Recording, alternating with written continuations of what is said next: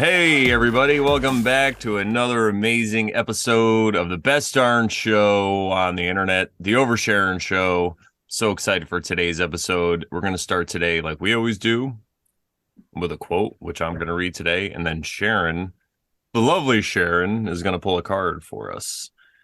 Today's quote is, "This is the real secret of life, to be completely engaged with what you are doing in the here and now.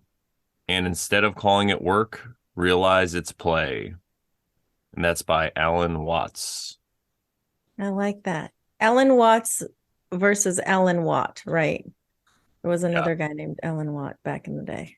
Yeah, Something Alan like Watts with that. the British accent. Yeah, the Alan Watt has the British accent, right? No, Alan Watts does. Oh, okay. I mean, Wow. Alan Watt might, I'm not sure who that is, though. Is that the guy who Okay. invented Watts, like on your light Oh, bulb? good call. I think that was Joe Watt. That was something Watt. Thomas Watt? I don't know. Anyway. Oh my gosh. Ooh, Nine of Cups. It's funny because, oh no, never mind. I thought I was mixing it up with something else. Yeah, Nine of Cups. Oh, sorry, y'all. This is Getting some glare. And I picked the Luna Soul deck because I know that Laura's very artsy. She likes drawing. Yes. And this is a very kind of artsy type of deck. So, Nine of Cups. Brandon, what do you think? Well, Sitting on Lotus. cups represent water, and which is usually interpreted as like emotions, esoterically and symbolically, stuff like that in that realm. And nine is the number of completion. It's like the climax, where 10 is kind of like the ending. And I always say this, if you're thinking of like Lord of the Rings, nine is when like Frodo destroys the ring and they all win, and then 10 is like when the movie's over and they sail over, spoiler alert, they sail to the west. So it's kind of a we talked about eight. I think it was last week because we pulled an eight, I believe, right? Eight of Yeah. Pentacles in the Yeah. Lord of the Rings deck, actually, with Nick. And I was talking about how eight is mastery and nine is that next step. That's why it's like the kind of like the completion. So yeah, I think it's a good one. And then if you break it down, it's three threes, and there's three of us. And 3 times 3 is 9. That's right. I found that incredible because that you pulled the Nine of Cups because I think Brandon did like a reading for me once, and that was like one of the cards that popped up that I remember for sure. So I thought Wow. that was interesting. Ooh, There you go. It was your card. It was meant to show up. And we haven't introduced you yet, but here is our friend Laur. And we met her probably like last year sometime. And I got to meet her in person at a festival that we went to. And it was a lovely time to meet her. And we've just become, even though we're far apart, she lives in Alaska, we can share and overshare with each other over direct messages on Telegram and such. And she's just a joy. She's a sweetheart, and I wanted to have her on to talk about her spiritual journey. She's had some incredible experiences, and as much as she says she's, no one's arrived, right? She says she's on a working path, and that's okay. We all are. So without further ado, I would like to welcome Laur. Hey, thank you guys. I really appreciate you guys inviting me on the show. I think the first time I just remember even you guys asking, I was super nervous. And I was like, I don't know. And then I was like, I never know if it's going to happen again. And then it did. So I'm very grateful to be here. But yeah, my name's Lauren. It's so funny because I feel like I kind of go by so many different names. Yeah. Whether it's Laur, Lauren, some people call me Lorney. I have like family names. It's all kind of all over the place. Yeah. And then you But have nicknames that you use online, like Octagious, and there's another one that you used on YouTube. I forgot that one. Al Jupiter. Yeah, El Jupiter. Yeah. And that one used to be like my name for the longest time before Octagious. And it just stuck. Yeah. You morph it, you change it up. Yeah. That's all Um, good. yeah, no, I was, born and raised here in Alaska. I kind of grew up in a small town of we call it the Valley, but the Valley kind of it's like constructed of like maybe two or three different communities. Wasilla, Palmer. Some people include Big Lake, like out there. Oh, okay. So I kind of grew up in like the Valley area. It wasn't super big when I was younger, so we were kind of like not close to barely anyone. And then when I was 12, I moved to the big city. Um, but yeah, usually traditionally, at least Alaska Natives, when they introduce themselves, they're like, "Hi, my name is Lauren. My Inupiaq name is Yagji," which that's mine. Oh, okay. Um, Say that again. What name? oh, In a back? My Inupiaq In a name. back. Oh, spell that. Can you spell that? Ah, yes. So it's Inupiaq or AQ. Oh, AQ. And in a pack, is that how you said it? Inupiaq. Inupiaq. Okay. Cool. Thank you. That's I love this. I'm like, I'm still getting to learn a lot about like my culture too. It's super interesting. Um, like sometimes I call myself like a city native because I didn't really grow up in like the villages. But there's a lot of folks that are just like me that are kind of like in the same boat for like numerous different reasons. But yeah, like usually in the introductions, I just kind of list off like my family members. Like my grandma, she's from Mary Ziegler. She was born and raised that's up northwest near Nome, Alaska. And then my grandfather, he's from Shaktoolik, which is another northwest village. But that one's closer to the ocean. And then yeah, like my great grandparents, they're from Cape Nome, Deering, Alaska, all northwest. Wow. And I would say my mom's generation, she kind of grew up in the villages too, but that's when like my family started to migrate more down south. Wow, I think that's amazing because I have no idea anything about either of my great grandparents on either side. Great. I mean, I know a little bit, but I couldn't recite it when I meet people. I'd be like, I'm a mutt. I just appeared here one day. Right. And your grandparents, Laur, or shall I say just your ancestors, um, do you have to like know their names too when you introduce yourself? Not that you have to, but like, do you know their names and introduce their name like their Inupiaq names? Yeah, so started working for more like Native organizations like after high school, and so it is like a formal way of introducing them. I've mostly done it in like little short like introductions or biographies, but yeah, like my grandmother that I know of, her Inupiaq name was Kapuk, and I think she was named after like one of my grandpa's like best friends. And so we're kind of named after loved ones who pass away. And then we either get that name or like some of our family members, like my grandma, she named me Yagji. That was like my great grandmother's name. Oh. But it's also based off of like characteristics that you hold. And so the name that you're kind of given, it's like you kind of embody those characteristics. Um, but yeah, oh, sorry. No, go ahead. I didn't know if you were done. Oh my bad. um, You're fine. yeah, my grandma's name is Lillian Henneke, and then my grandfather, his name is Eric Tetpon Jr., but he was also nicknamed Sonny. He was like the eldest of about, I think, 8 or 9 kids. And then I believe his Inupiaq name was Bukolak, and that's as far as I know. I didn't really get to meet my grandfather, maybe when I was a baby. Mhm. And then, yeah, on my dad's side, that's like a completely different thing. But like, I feel like I know my mom's side a little bit more. Oh, okay. So do you speak any of the language, even if just a little bit, or? Um, yeah, so I learn and develop like words like as I was a kid. Like I know like some words, but not too much. I feel like I'm learning as I go, especially at the job I'm currently in right now. Um, That's awesome that you can do that. That's really cool.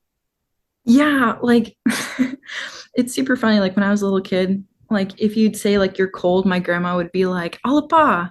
And you can kind of say it in all these different forms, but pretty much it just means like you're cold type of thing.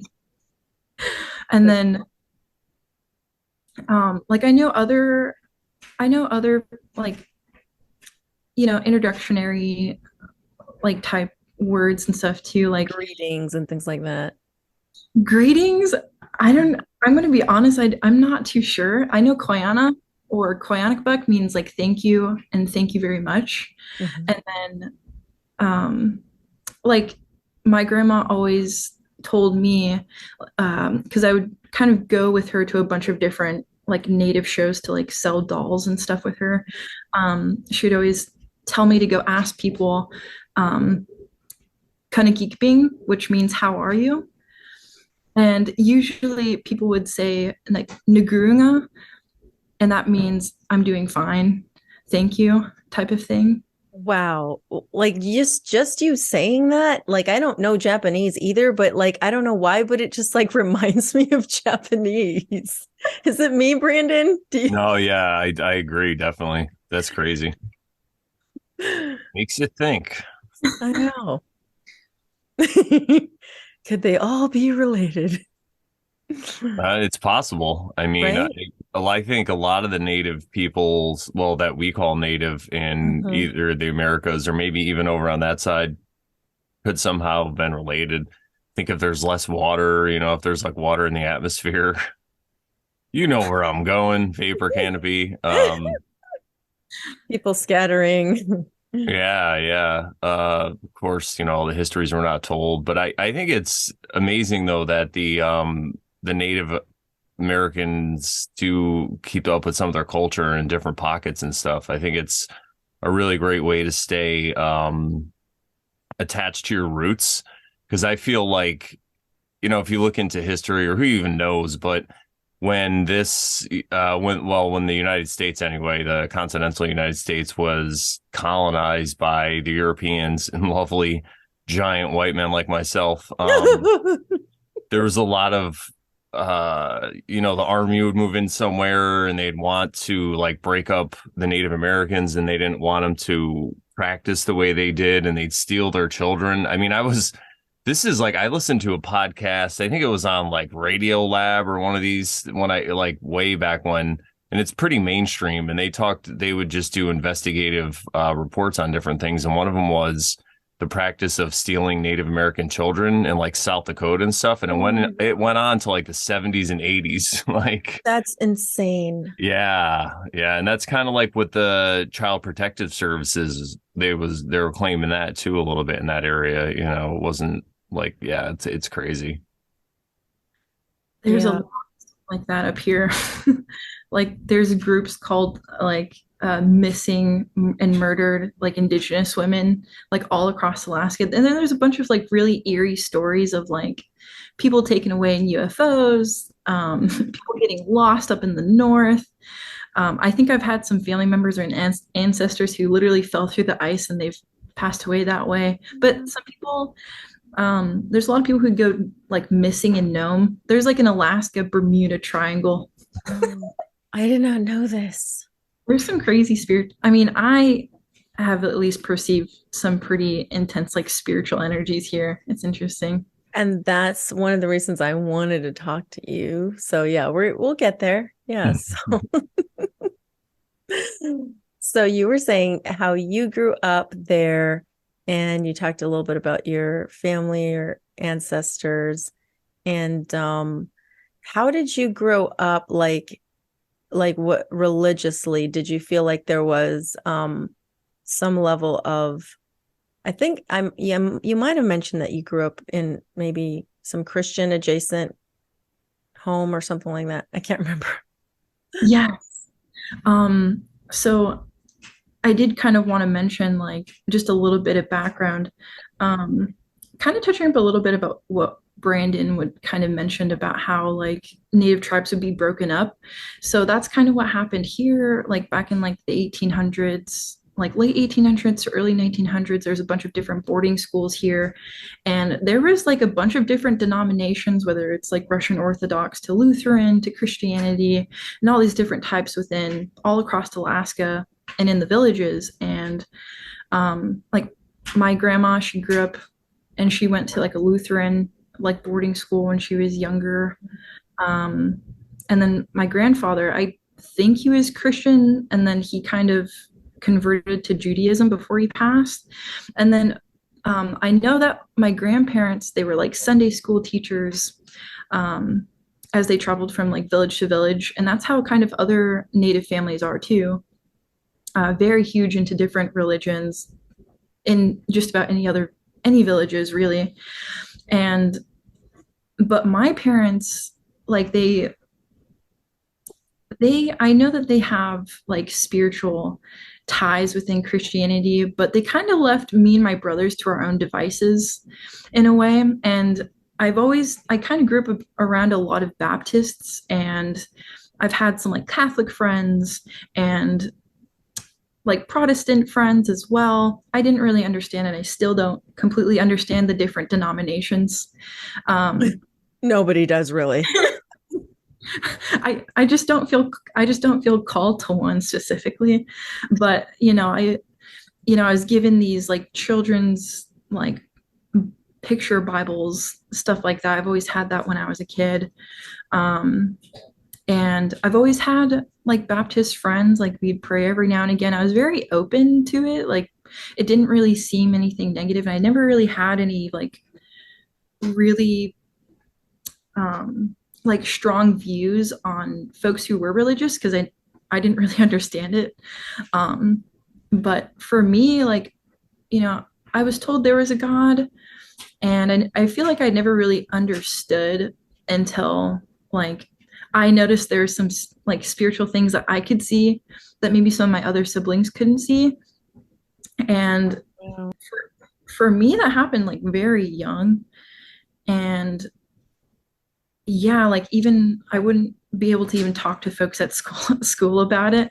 But yeah, for the most part, like I always felt like something was watching over me. And as I would talk to like my brothers, specifically my little brother, he'd always tell me, as I'd ask him, like, do you ever feel like something's with you? And he would tell me it always feels like something's watching, like he's always being recorded in like a something. Like anywhere he went, he felt like there was like a video camera on him, which I thought was super interesting. Yeah, very. I don't know if he still feels that way. How little were you guys when you asked him that? I mean, we're probably really, I don't know, anywhere from like 5 or 6 years old, 6 or 7. Yeah. Wow. I've heard that like once you're past like 7, that's when you start losing that memory of like I guess any type of abilities you might like spiritual abilities you might have if they're not like fostered or anything, you might lose them. Like babies who can see auras and like or who can tell you about any of their past lives and stuff like that starts to go away after 7 if it's not fostered because they'll just forget. I can totally see it. And I feel like, with a lot of families who don't like know or understand that kind of knowledge, like I can see how it completely like people are disconnected. Yeah, absolutely. Um, Sorry, you were saying you would ask your brother that and you would feel different things yourself. yeah, I feel different things myself. Um, Honestly, it was pretty negative. Like it started out like I kind of felt like I was absolutely tormented as a kid. There's kind of a lot of different things, and as I hear about like generational curses and all these things, and like finding out about like what's going on with my family type of thing, uh, I would just kind of growing up. It's like I've had friends who were Christian. I would go to like Awanas, which was like a little kids like religious type Bible group, study. Yeah. Bible, and I would go all the time. Like anytime I was like asked to go, family life was kind of all over the place. Honestly, it wasn't all negative. I kind of grew up with three brothers and my parents, but we always had like my grandma or one of my uncles, or we always had like a bunch of different folks in our house because out in the valley there's like a bunch of homelessness. Mhm. And yeah, I thank God for my parents for having the heart to kind of like take some folks in. And anyways, I was kind of surrounded by a wide variety of different perspectives. And I think that's what I kind of like about my journey because it's like, you know, Yes. uh, just genuinely getting to know like people and like their different perspectives like um has kind of helped me a lot. But anyways, jumping back, um everyone kind of gets dealt their their hand of cards. And for me it was just kind of like a hot-headed house. Like if someone goes off, like everyone else in the house kind of goes off. And pretty much like there's things always going on, but also at the same time like we would regularly pray like over our meals, and we would make an effort to kind of like sit at the table, like see what all is kind of going on. And we definitely tried to keep our connections pretty strong. um but yeah, no, like what I don't know, when I was a little kid, I feel like every kid has like their own types of fears and whatnot. And for me, it was like I had, fears of the dark, things like that. And anyways, I used to see these like shadow figures like all across like my house when I was younger. Oh, And um like I don't know, I would just remember them just like quickly going behind like the couches, or like I'd see them in the hallways, like stuff like that. And then like as I'm getting older and like the knowledge that I have today, I had a lot of sleep deprivation as a kid. And like sleep paralysis and stuff. I was afraid of the dark, so I was like, I did not want to go to bed until I know that other people, like I have to be asleep first before everyone else is. It's what like made me feel comfortable. But here in Alaska also, it's like our weather is insane. yeah. In the summertime we get all the sun, and then in the wintertime it's completely different and it gets Yeah. super dark really early. Yeah.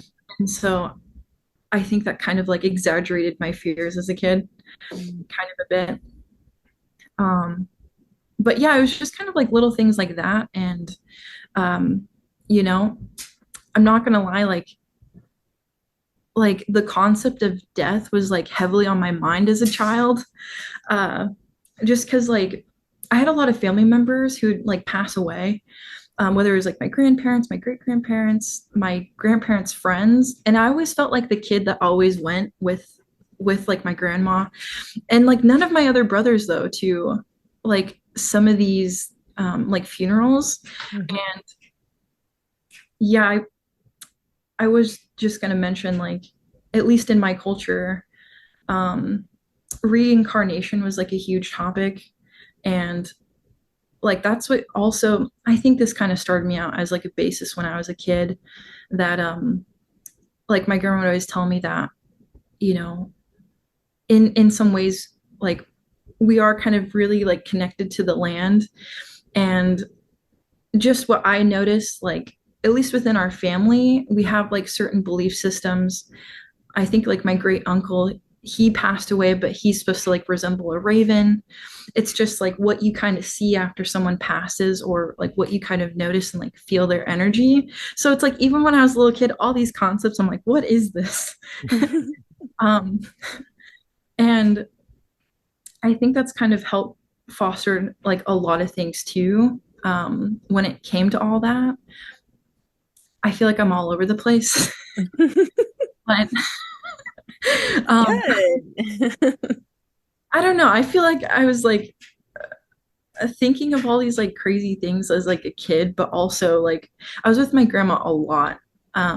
Like my parents would just kind of like drop me over off at their house, at her house, and I'd be over there for about like a weekend or like a full week and whatnot, and I'd help her um, like make her dolls, like cut out all the materials and whatnot. That's how she kind of earned a living, and like we would just have these incredible spiritual experiences where like it'd be right before bed, and at least one of the experiences that I can recall really clearly, we were getting ready for bed, and she lived at like an old folks home at the time. Everyone's like sleeping. This is like 10 o'clock at night, 10, 11 o'clock at night. And as we're about to go to bed, you can hear like these spirits like fighting. And well, at the time, I didn't know that they were spirits, but I just remember that like it sounded like two people were just like fist fighting, and they were like really scrapping it up, and you can hear it.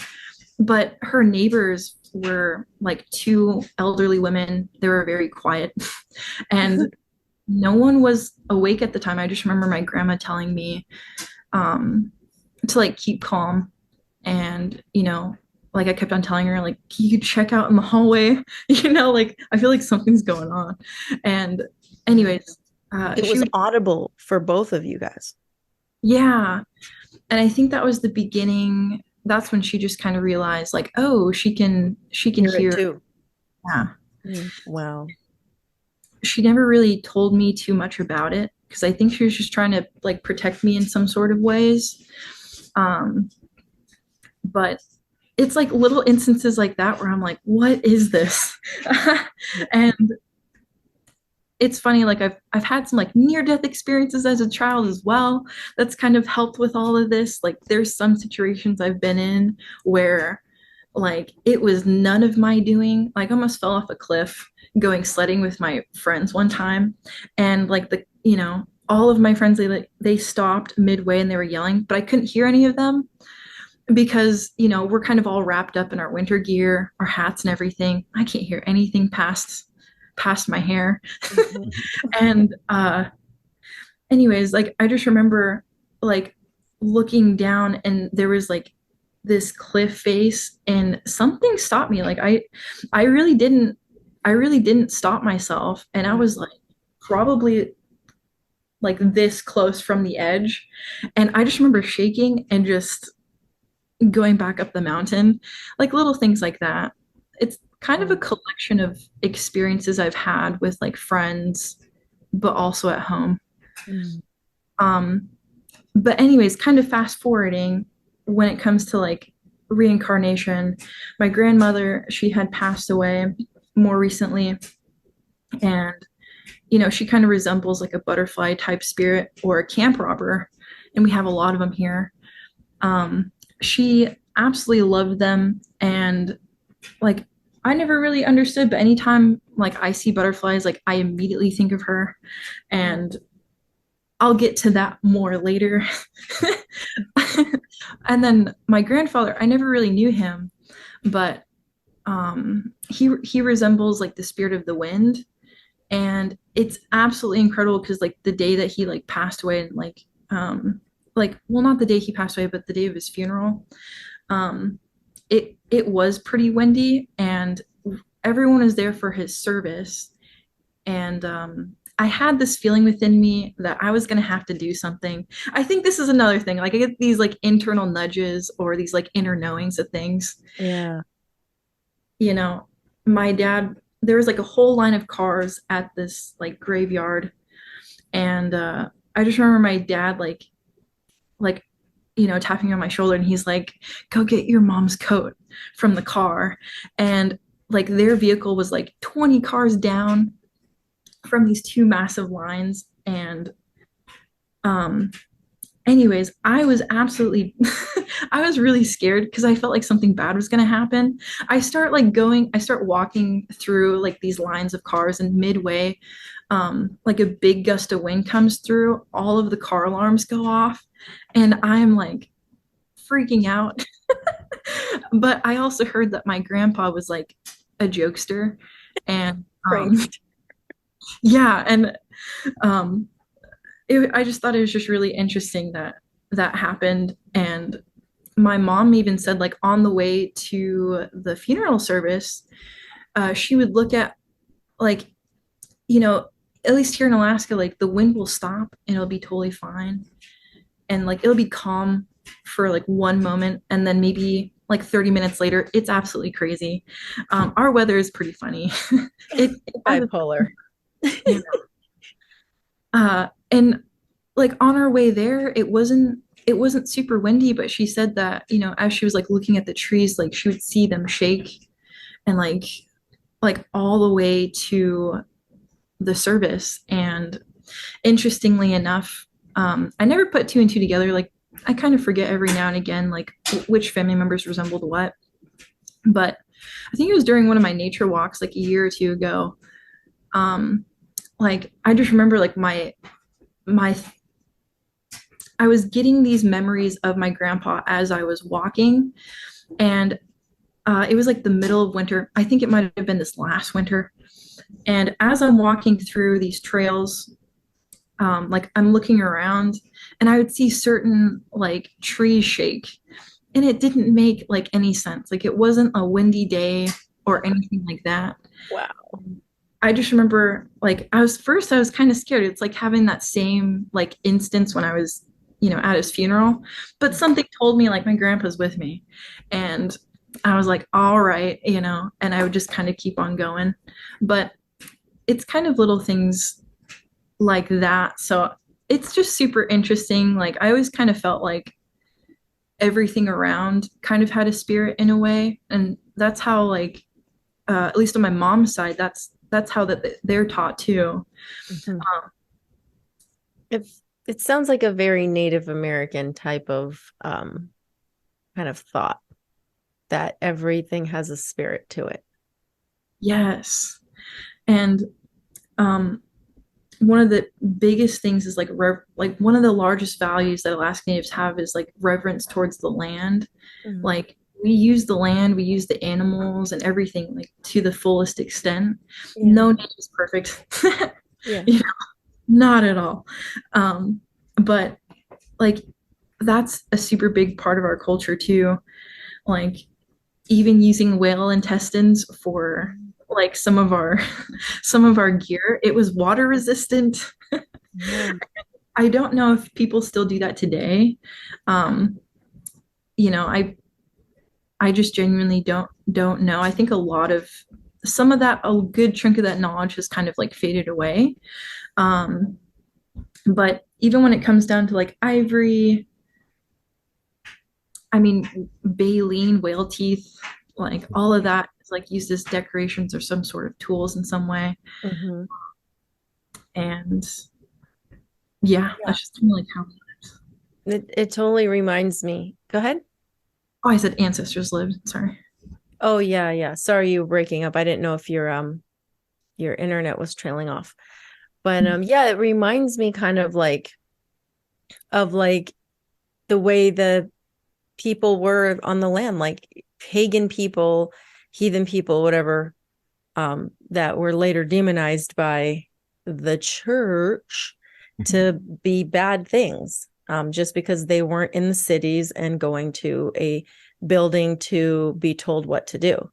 And this was like being on the land and experiencing nature and using your resources in such a way that was, in compliance with the golden rule and with and just being kind to the land and to the people.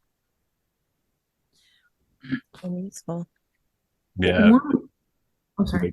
I wanted to go back to something that you said. Then I'll let you get to what you're going to say. But what you were saying about seeing these things happen around you and then having feelings of maybe you weren't alone or somebody's watching you or something like that.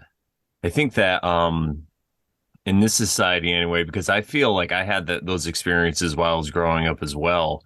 But my main source of entertainment was like Freddy Krueger movies, like Jason and like Ghost and all these horror movies. I mean, that's not all I watched, but that's, I think, where our society on a mainstream level is. Like we talk about ghosts as bad things and spirits, and we're kind of we let our fear run wild with that, right? And then it's good though that as we get older, some of us anyway, who can break the superstitions, realize that it might be something else and it's something positive. And if you could just get over the fear. Yeah, I just thought of that while you were talking. It kind of blew my mind. I was like, wow, yeah. I was watching like Freddy Krueger cut people up, and I was getting scared of all these things when I could have been using them if that was what I was taught, and even in church, because I grew up in a Catholic church. I went to Catholic school. You hear about like exorcists and like demon possessions, and I think that's probably partly because of Hollywood too. But there's the Catholic Church doesn't really offer any positive slant on that stuff. It's not like, oh, they're here to help you. It's like, no, there's God and angels, but everything else is evil. Yeah, it's crazy. And the angels, maybe they make them out to be some sort of like distant thing that can't access you necessarily. Like I guess there's like prayer to the saints or something. I don't know if they're considered angels or what, but like I you're right. Like I don't feel like it sounds like they're very accessible. It sounds like they're not super like like you have to call on them, and maybe they'll do something out there over there, but they're not like necessarily nearby you or next to you. Not that I'm aware of, at least. And I didn't grow up Catholic, so I don't know. I grew up Christian, like I don't know, kind of culty Christian. Yeah, I mean, I was part of that for a few years too. So while I was still going to the Catholic school. So yeah. But in there though, I think they in the born again Christian thing I was in for a couple of years when I was younger, they talked about guardian angels and like you could pray to your guardian angels and they're like always there. So that's a little better, I guess. I felt like that was a concept I got maybe from my mom's side, who she was raised Catholic. So I think there would have been like that guardian angel concept there too. Yeah. But I didn't feel like we were like in that kind of church I was in, I wasn't like you weren't allowed to pray to dead things, like to dead entities, or like, you can only pray to God. You can't pray to like saints or like angels or anything like that. So like to me that was like, oh my God, you're being evil if you pray to anything other than God. You know It's what I all mean? idolatry. Yeah. Did you pray to Jesus? Yeah, Jesus and God, which was was equivalent in the church I was going Yeah. to. Well, you have to deify him if you're gonna Yeah, be justify able to praying pray to to him, him. but not Yeah. idolizing. Yeah. Yeah. Oh, it's great. Oh man. So anyway. No, I appreciate your guys' perspectives on that because like I feel like I'm not quite there on my journey where, I've definitely, well, I think I have learned from some of these like experiences as a kid. And I thought it was interesting that you shared that you were watching, like Freddy Krueger movies and whatnot. My brothers were super into that. And honestly, my mom was really into watching like these ghost shows and stuff like that. And in a way, like I would feel myself be like very sensitive to those things as well. Like I can feel the fear, and like I'd realize when I was younger, I didn't understand it, but like I'd kind of call them to me in a way. And I think that was like my one of the beginnings of like what is going on type of thing. And I didn't really understand what I was doing when I was a kid. But the concept of like guardian angels, dreams have been a huge part of my life, and I'm sure many other walks as well. And I just remember, like, as a kid, I had an Uncle Lauren. I was actually named by my Uncle Lauren, and my grandfather named Lauren, my dad's side. And uh, he had passed away before I was born.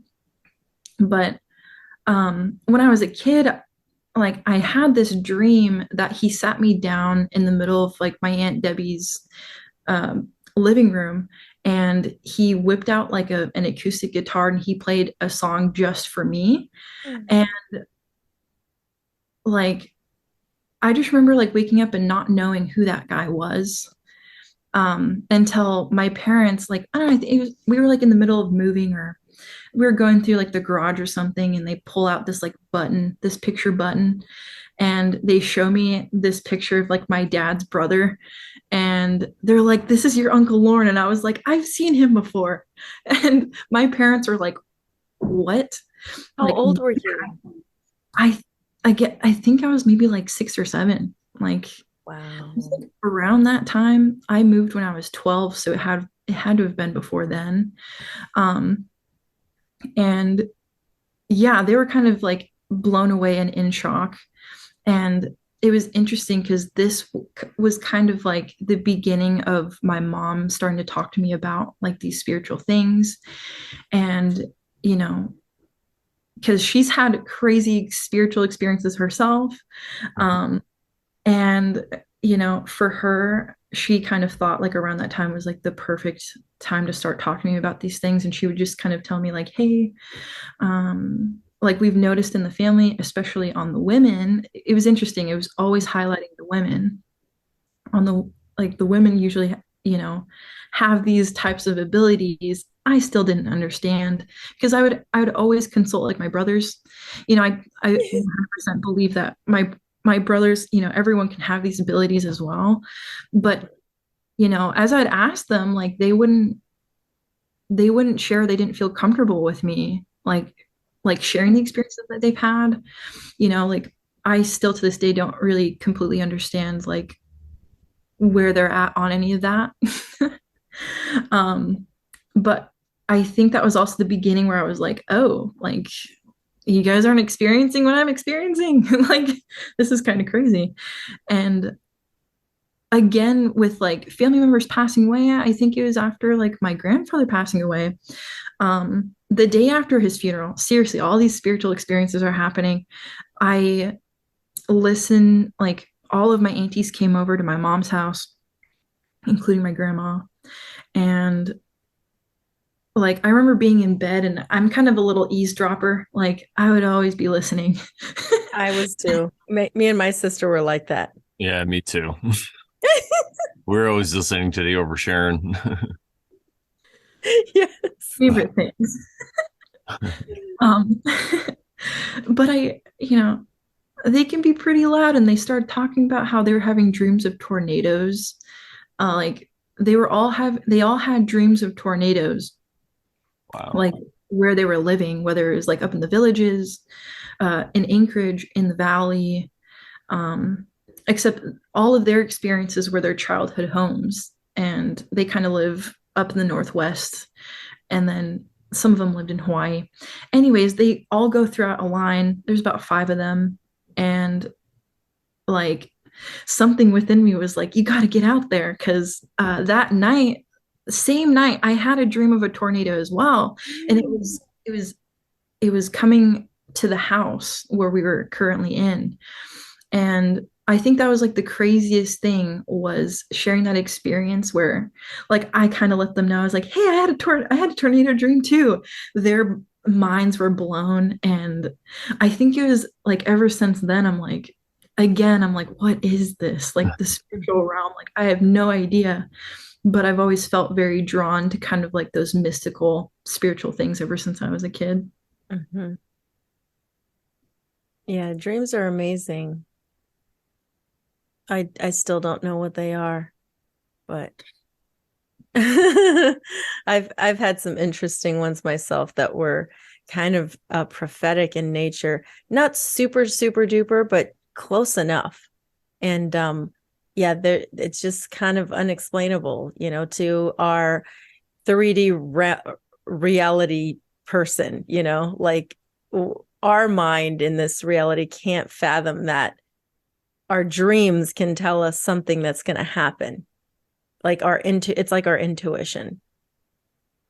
Yeah. What if it's just the ego part or whatever? We could talk about an hour what ego means, but it's that part of us, that conscious part, that maybe it's just the part that makes up the physical experience, or it's our filter to make it think where it's a physical experience is like sleeping, and the other part of us is still awake. I think because there's dreams are really intense, and I know a few people that have had prophetic dreams or that have them, and it's pretty amazing. Indeed. I was kind of curious if you guys have ever had dreams where you've spiritually learned something in it and you were able to kind of like you kind of conquer something spiritually in your dream and it kind of gave you that like sensation that you kind of conquered it within yourself even as you wake up.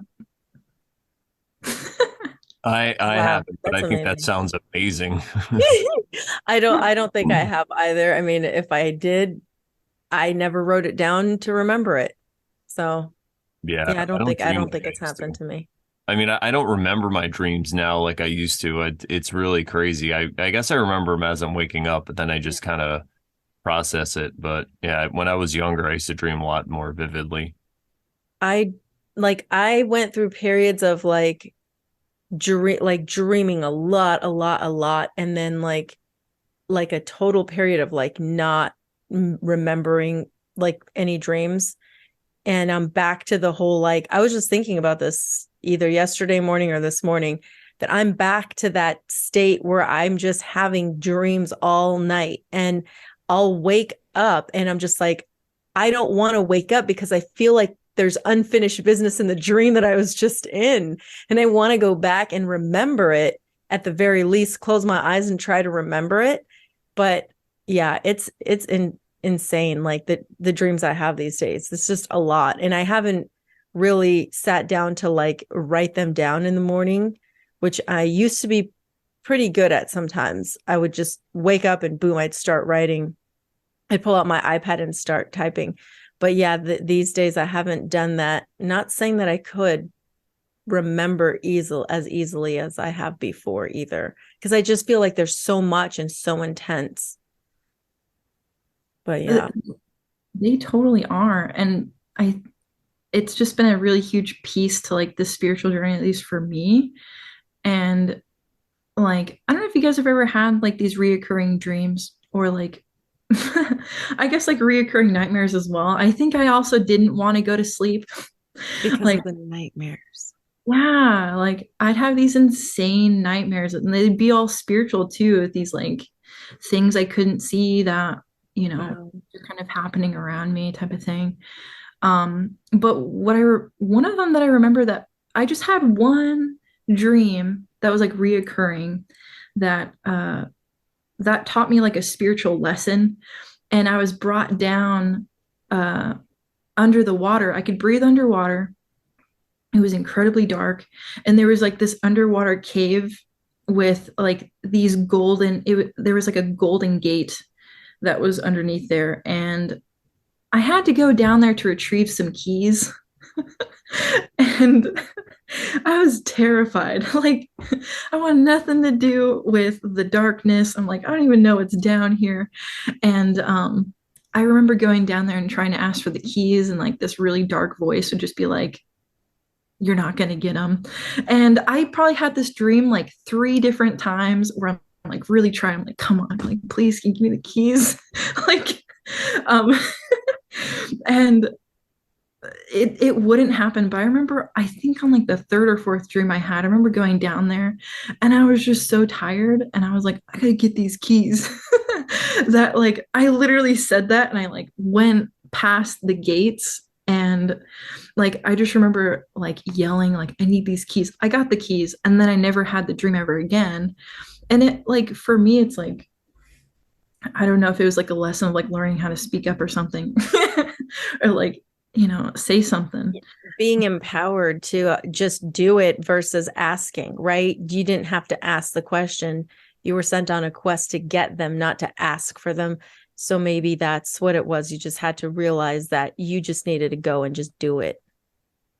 Could it be? 100%. It was huge. I was like, you can do that in your dreams. Um, That's It's amazing. I amazing. like because it was, you said there was darkness and you were underwater. So it's like you were going in the underworld kind of, and you had to get the keys. And what could the keys represent? I mean, it's a lot of different things. Wisdom, the key to any problem that you have, maybe. You think of what a key is, it unlocks the lock. Yeah. yeah, and I like the fact that it wasn't just one key; they were like a set of keys. Oh, yeah, there you go. And the Golden Gate, too. Oh, I love Yeah. Yeah. that. I think of the pearly pearly gates, but it's a golden gate. It was nuts. Wow. Amazing. Um, So go ahead. oh, sorry. I was just gonna mention, like, I feel like there's so many ways we can kind of go about this. Because it's like I feel like I've had like deep ties to like the water in a sense. And in my culture, it's the same way. Like living up in the Northwest, my ancestors survived off of like sea creatures. Yes. Um, like also just everything was about survival. Like I think I had read that there are almost like 1,000 words for like ice and like different types of ice and water Mhm. up in the north. And it's like I kind of think about it like I've never lived where I didn't have internet and I was living completely off the land, but it's always intrigued me. Like, I kind of want to try it, Yeah. Like when I hear of Jesus doing like 40 days in the wilderness, I'm like, I want to do that. Um, Yeah. I want to, Well, you kind of attempted to do a little bit of that recently, if you want to talk about it, where you kind of went off like the internet type of activities for a bit, if you want to mention it. yes, yes. Um, Thank you. Yeah, recently, I, okay, throughout like this spiritual journey, I kind of feel like I've just been like floating and just kind of taking, what does kind of resonate with me. Um, and at least my insides, whether it's like my heart or like the spirit or what. And, you know, like I've done a lot of wrestling. Like I came um like okay, on my journey, I came to Jesus like I realized like I was learning and like trying to seek Jesus or God like even in high school, and it was like it was apart from like what my family was doing. And sorry, like I just there is It's like okay. It's I'm totally like okay. I am going to ask you if you can tell me at some point in this story what you mean by like you're coming to Jesus. But I'm just curious what that means to you. But yeah, go ahead. Keep going. I'm loving it. yes. Sorry, there is a lot. Like I guess like background. I've been to some churches, and I kind of go with my friends, and like I would listen to like the teachings to see what I can kind of like get from it. And like it was like a source of like comfort for me to go as I'm like 16, 17 years old. But I realized, I was kind of going because my friends were going. We had a great time. And it was incredible. Like one of the mornings, the pastor had asked, like if you've never like given your life to Jesus, like come to the altar. And like I've heard it multiple times, and like I never really felt like moved to go. And in this specific instance, like I think it was about like 17 years old, it's like a spirit within me got me up, and I was sitting on the second floor, um up on the top. And so anyways, it was kind of crazy. I was just with my friend, and everyone's praying and whatnot. I got up. I didn't feel like it was me at all, and I just started walking. And I was like, this is insane. Like I even remember telling myself, I was like, I'm not doing this. And like I personally went up like to the altar, and I didn't necessarily know exactly what to tell the folks who were praying for everyone in the front.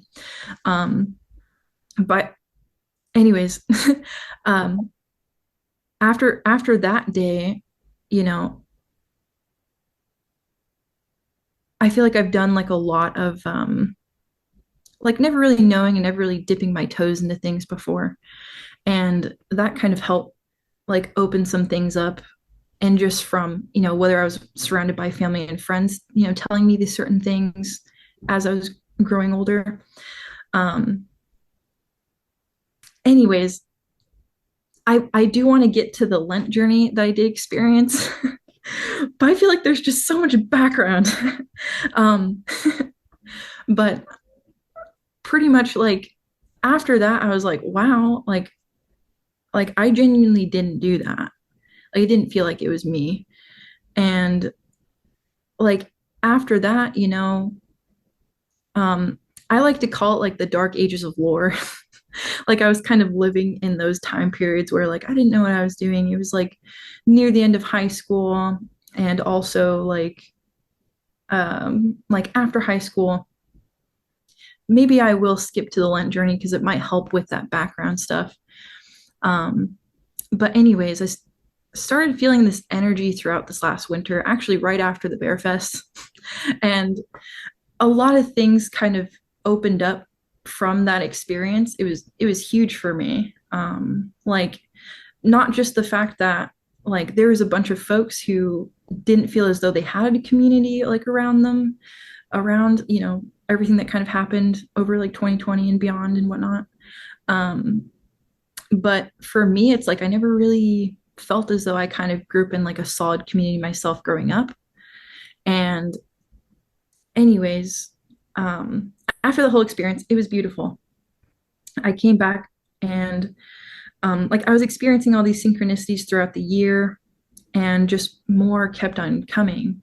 And actually, I think there was a like conversation, like Sharon, I think you were there, and another bear. I can't remember his name for the life of me, but there was like words that he said that were just like triggering the inside of me, like in like a good way. It was like Yeah. challenging.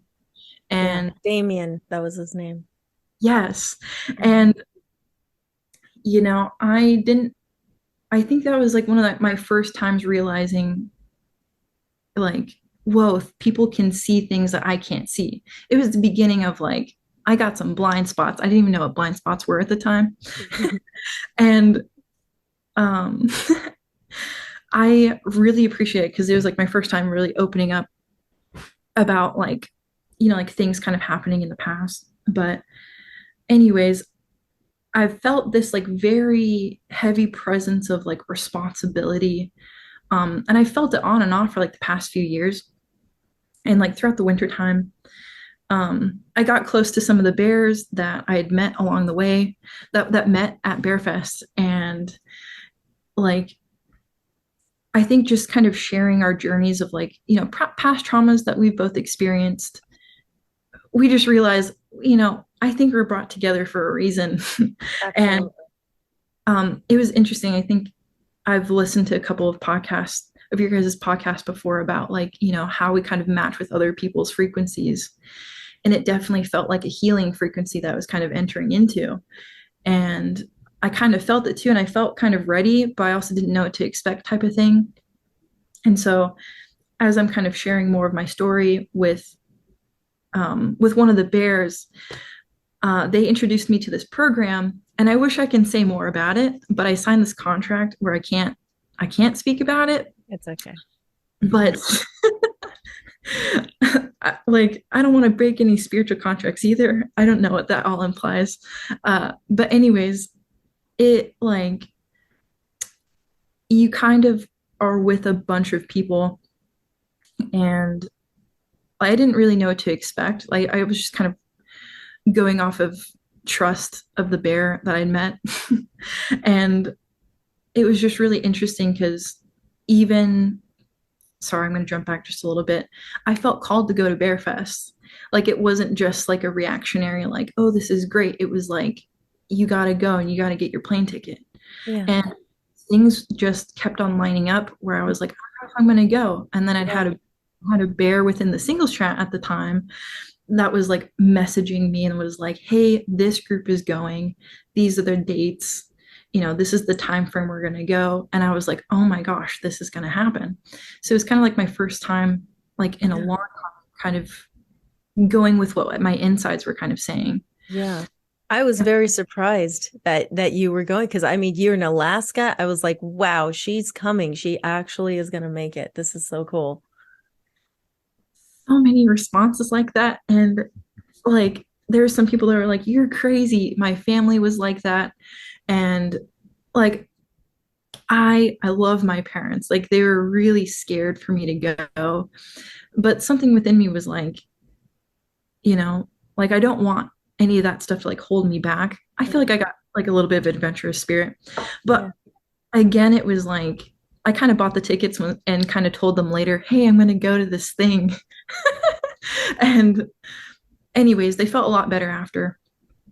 Um, but what was I going to say? Oh, yeah, healing frequencies. Met up with these folks and just the whole journey down. I feel like there were so many challenges that had happened, but a lot of growth came from that and a lot of love.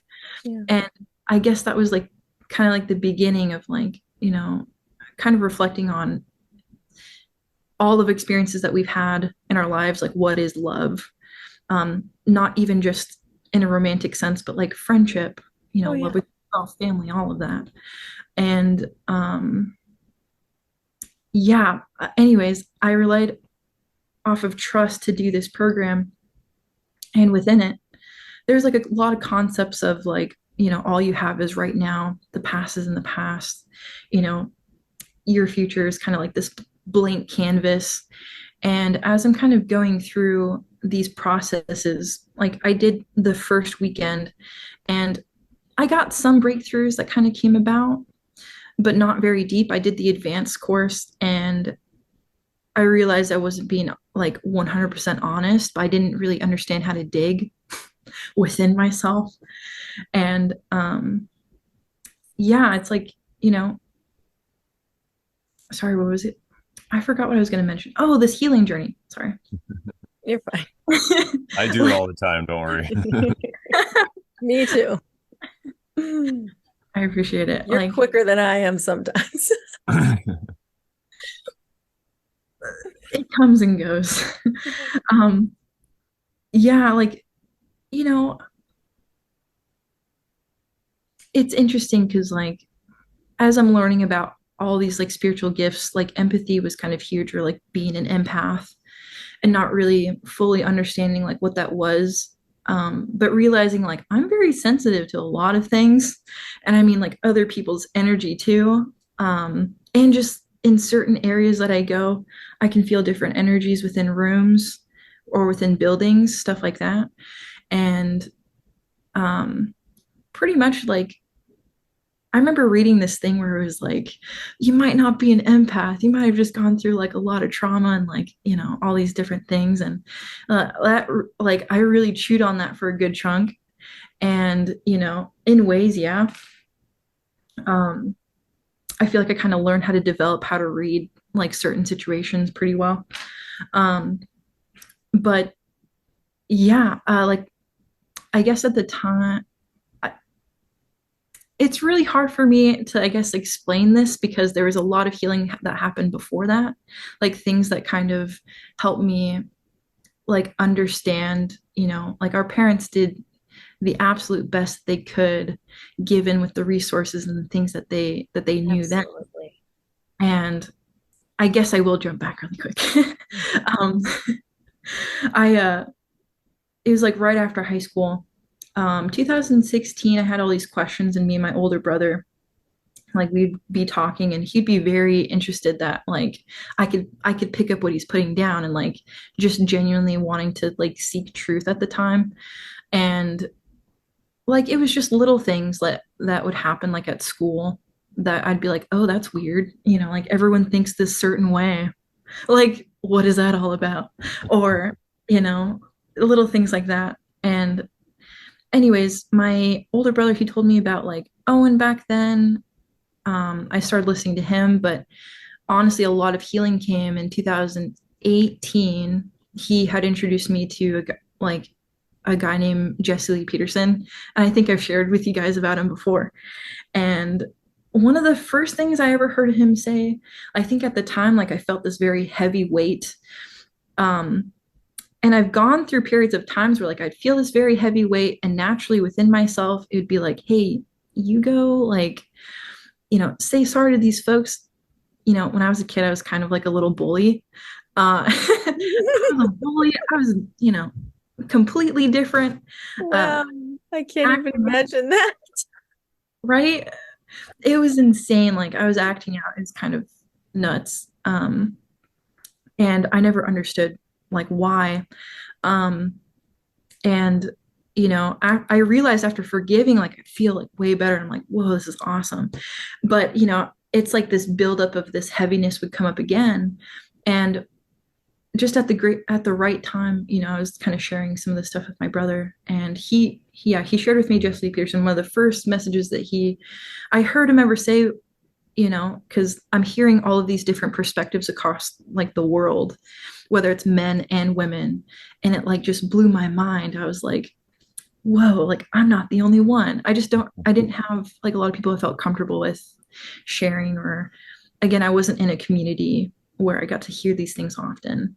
And I just remember like him mentioning like to forgive both of your parents, and that like you can kind of attract like what you hate.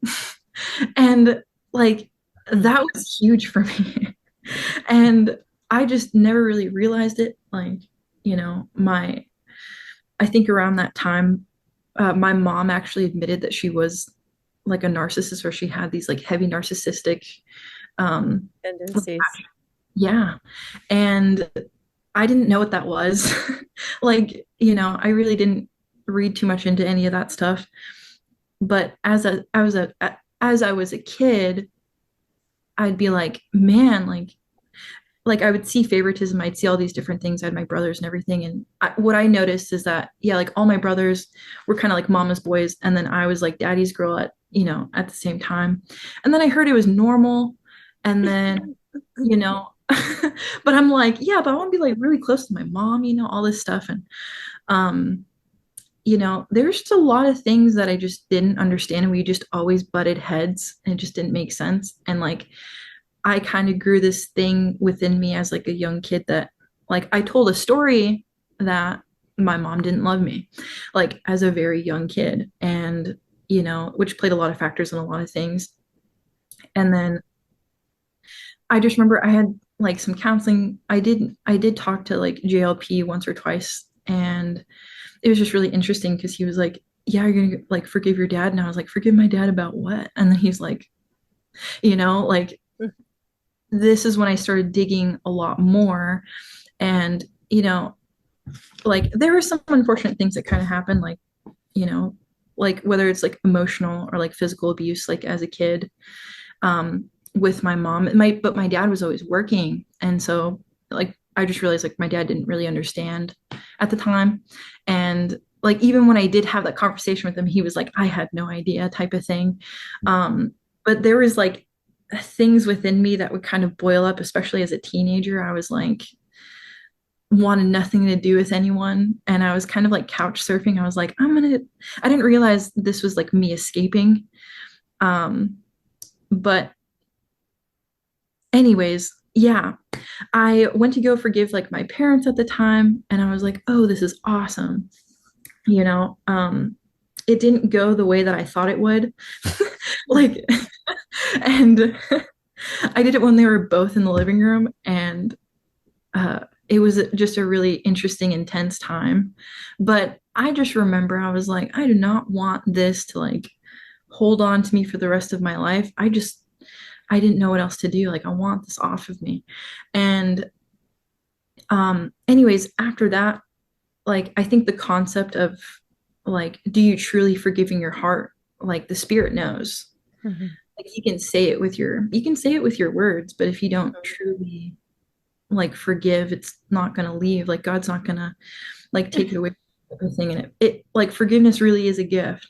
And after a while I realized like, oh, maybe I maybe I don't like I didn't actually forgive. And interestingly enough, I was working at a Native corporation at the time. My mom was really well known in the community, and my boss called her by her name and was like, hey, we want your mom to work for us. Like, are you okay with that? And again, it was like God was kind of telling me, like, yeah. And I didn't really understand what was going on. And I was like, I'm gonna be working with my mom. Well, I guess we'll see how this goes. And, you know, a lot of things kind of came of it, but I like God orchestrated it all. And just everything that we kind of touched up on, all the things that, we were brought really close together. I feel like we were actually able to like work through all of that stuff. A lot of funny things happened throughout the time that we both worked together. Uh, but like truly, I think it was like after that we finally got to this point where like we saw each other for where we were at. That happened. Um, and then, you know, kind of like my dad was like kind of next. It was like not realizing like not really understanding what a family unit is supposed to look like. I, just kind of growing up knowing what I know. And I didn't realize I resented him, for like the protection and whatnot. But he honestly was doing everything he could. Same with my mom. And at the time, like I wouldn't be able to talk to them or about them or be around them without some sort of anger. Like I had this insane anger within me. And I started to see it fleeting, and it felt like just the sweetest release where it's like, wow, I don't have to have that anymore. But then the concept of stories kind of came up throughout this last winter where, you know, like I opened up about like certain situations that kind of happened. The story of like, oh, my mom never, like, I didn't believe as a kid that like my mom loved me. I just didn't realize like all these things were like playing in the back of my mind type of thing. Um, as I'm going to school or with friends and whatnot, like at times I can be present, at times I couldn't. But for the most part, I just realized like my mind was absolutely just compiled with all these stories going on all day, every day.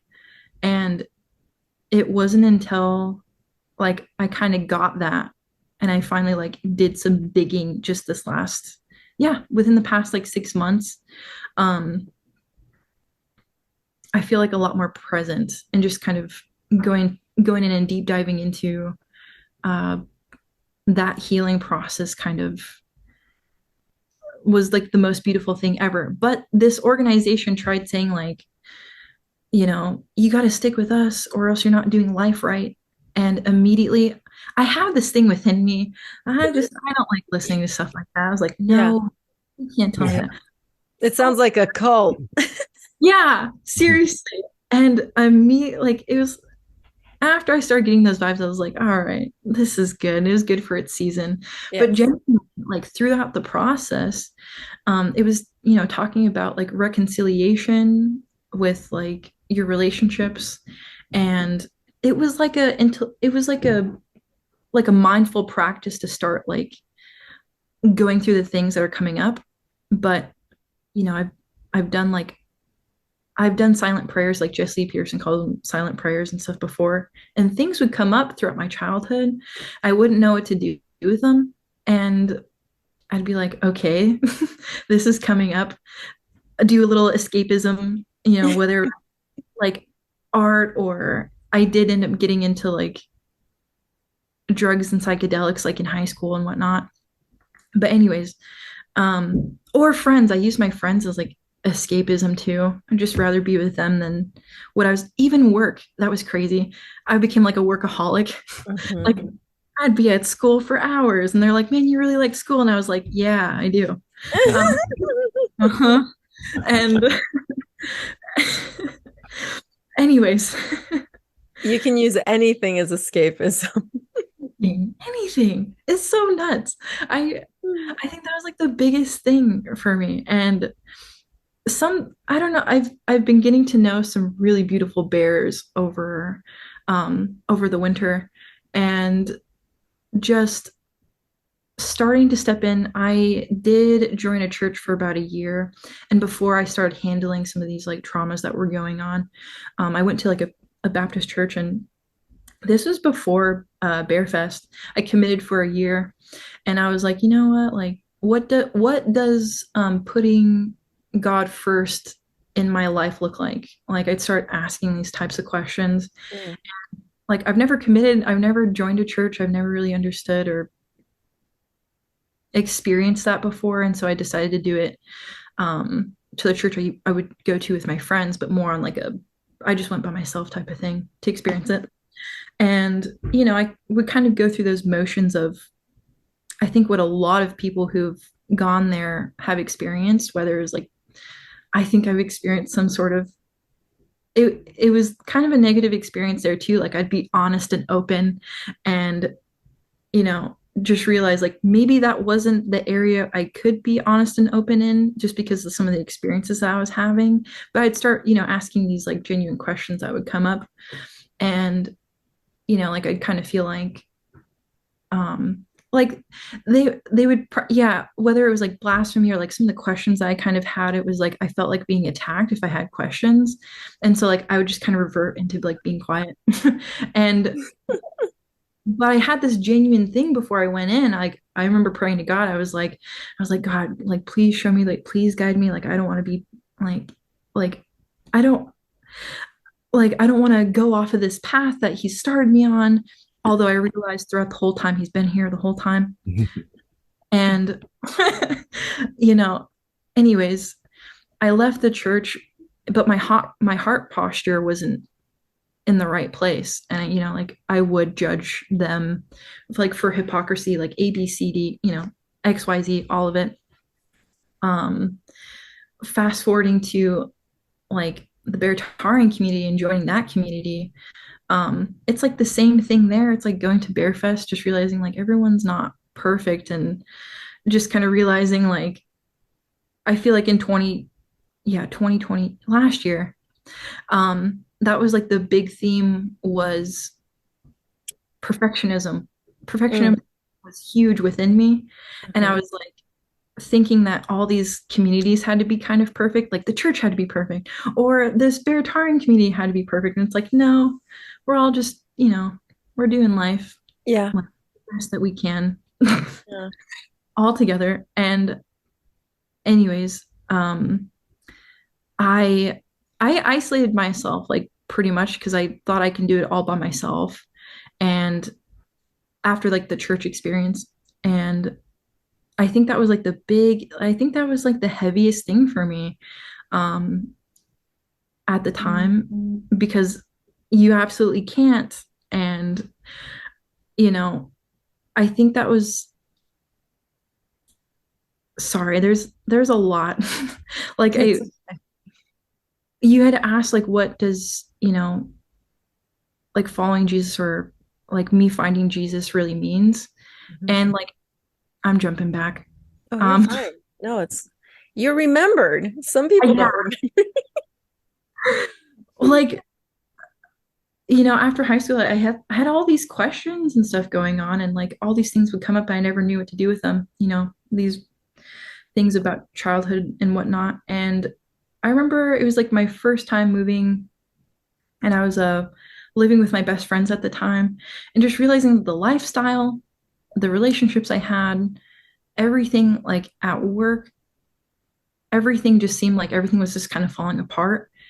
And I had absolutely no control over it in a way, but I thought I did at the same time. Like I'm trying to do the best I can in all these things, and like I was just very discontent.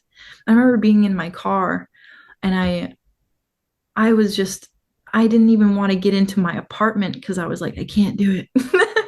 And I just remember crying out and just being, I just had no idea what I was doing. I called it my quarter life crisis. Um, like this incredible peace kind of descended onto me. And in the moment, it didn't make sense like at all. And like I just got this like incredible knowing and like peace within me that everything was going to be okay. But then I also got this presence of like, oh my gosh, like I feel like I was just like, I just had like the presence of God was just here. Wow. Um, and anyways, after all that, I think my friends thought I was crazy because at the time I was going through so much.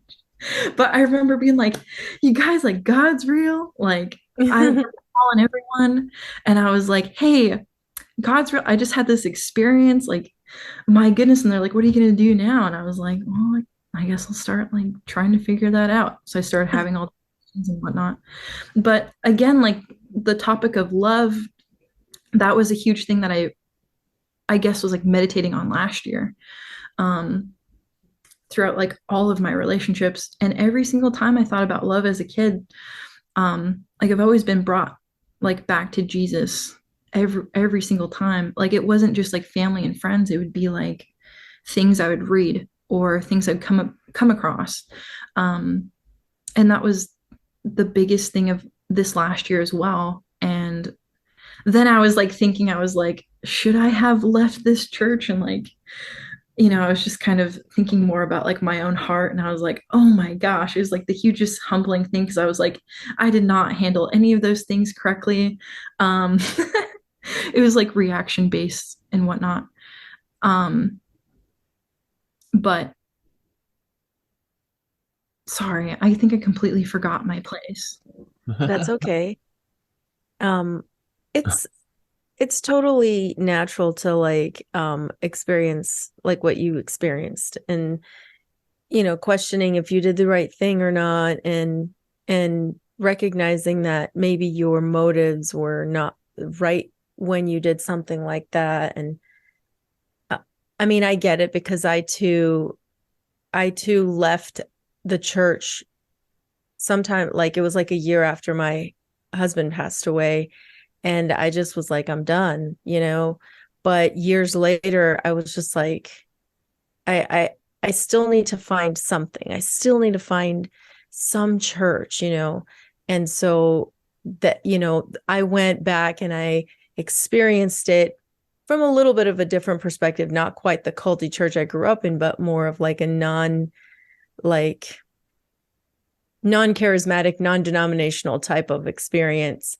And then I could, for myself, experience that without feeling like it was like my parents telling me what to do and things like that. And then I realized, no, it's pretty much all, to me, like I was like, it is pretty much all the same. Like I don't need this. I don't feel like this is for me. I feel like it's a lot of indoctrination and no questions are allowed. Like if you question anything or if you ask questions, they're taboo. And so that's not me. I'm a very curious person. I'm always asking questions. So I felt like that wasn't for me anymore. And so then I left, and then I knew that was the right decision for me by the time I did that. So it's totally okay to feel what you felt and what you experienced. 100%. I did want to add like onto that. Like I did see kind of, you know, I had so many people warning me like before committing like to this Baptist church because there's people who did have like genuine traumas from all of this. And I feel like I've just always been this person where it's like I gotta experience it. Like for me to know I gotta get into it myself. Yeah, I we think have that to. You know we what? I do. think a lot of that happens because some of us, we don't always realize it, but we're a lot smarter than the people around us. So we start to, after they tell us their experience and then we have a different experience, after that happens so many times, we're like, I just can't take this person's word. Like, I got to join the Marine Corps myself. Like, that was my experience anyway. 100%. And I feel like I'm sure other folks have experienced this too, where it's like you kind of do this like self-doubt type of thing, or like I can see how people can like follow the crowds and whatnot because there's so many things that happen where you do get blinded. And I think that was my whole thing where it's like even when people talk garbage about other people, I know my experiences with them are completely different. But I also know like people get different sides as well. Like I've shown different sides to people, not everyone has seen all the sides, you know. Yeah. Yes. Um, and anyways, like yeah, that whole experience, like I can definitely see where I'm kind of grateful. It really am grateful that I grew up the way that I did.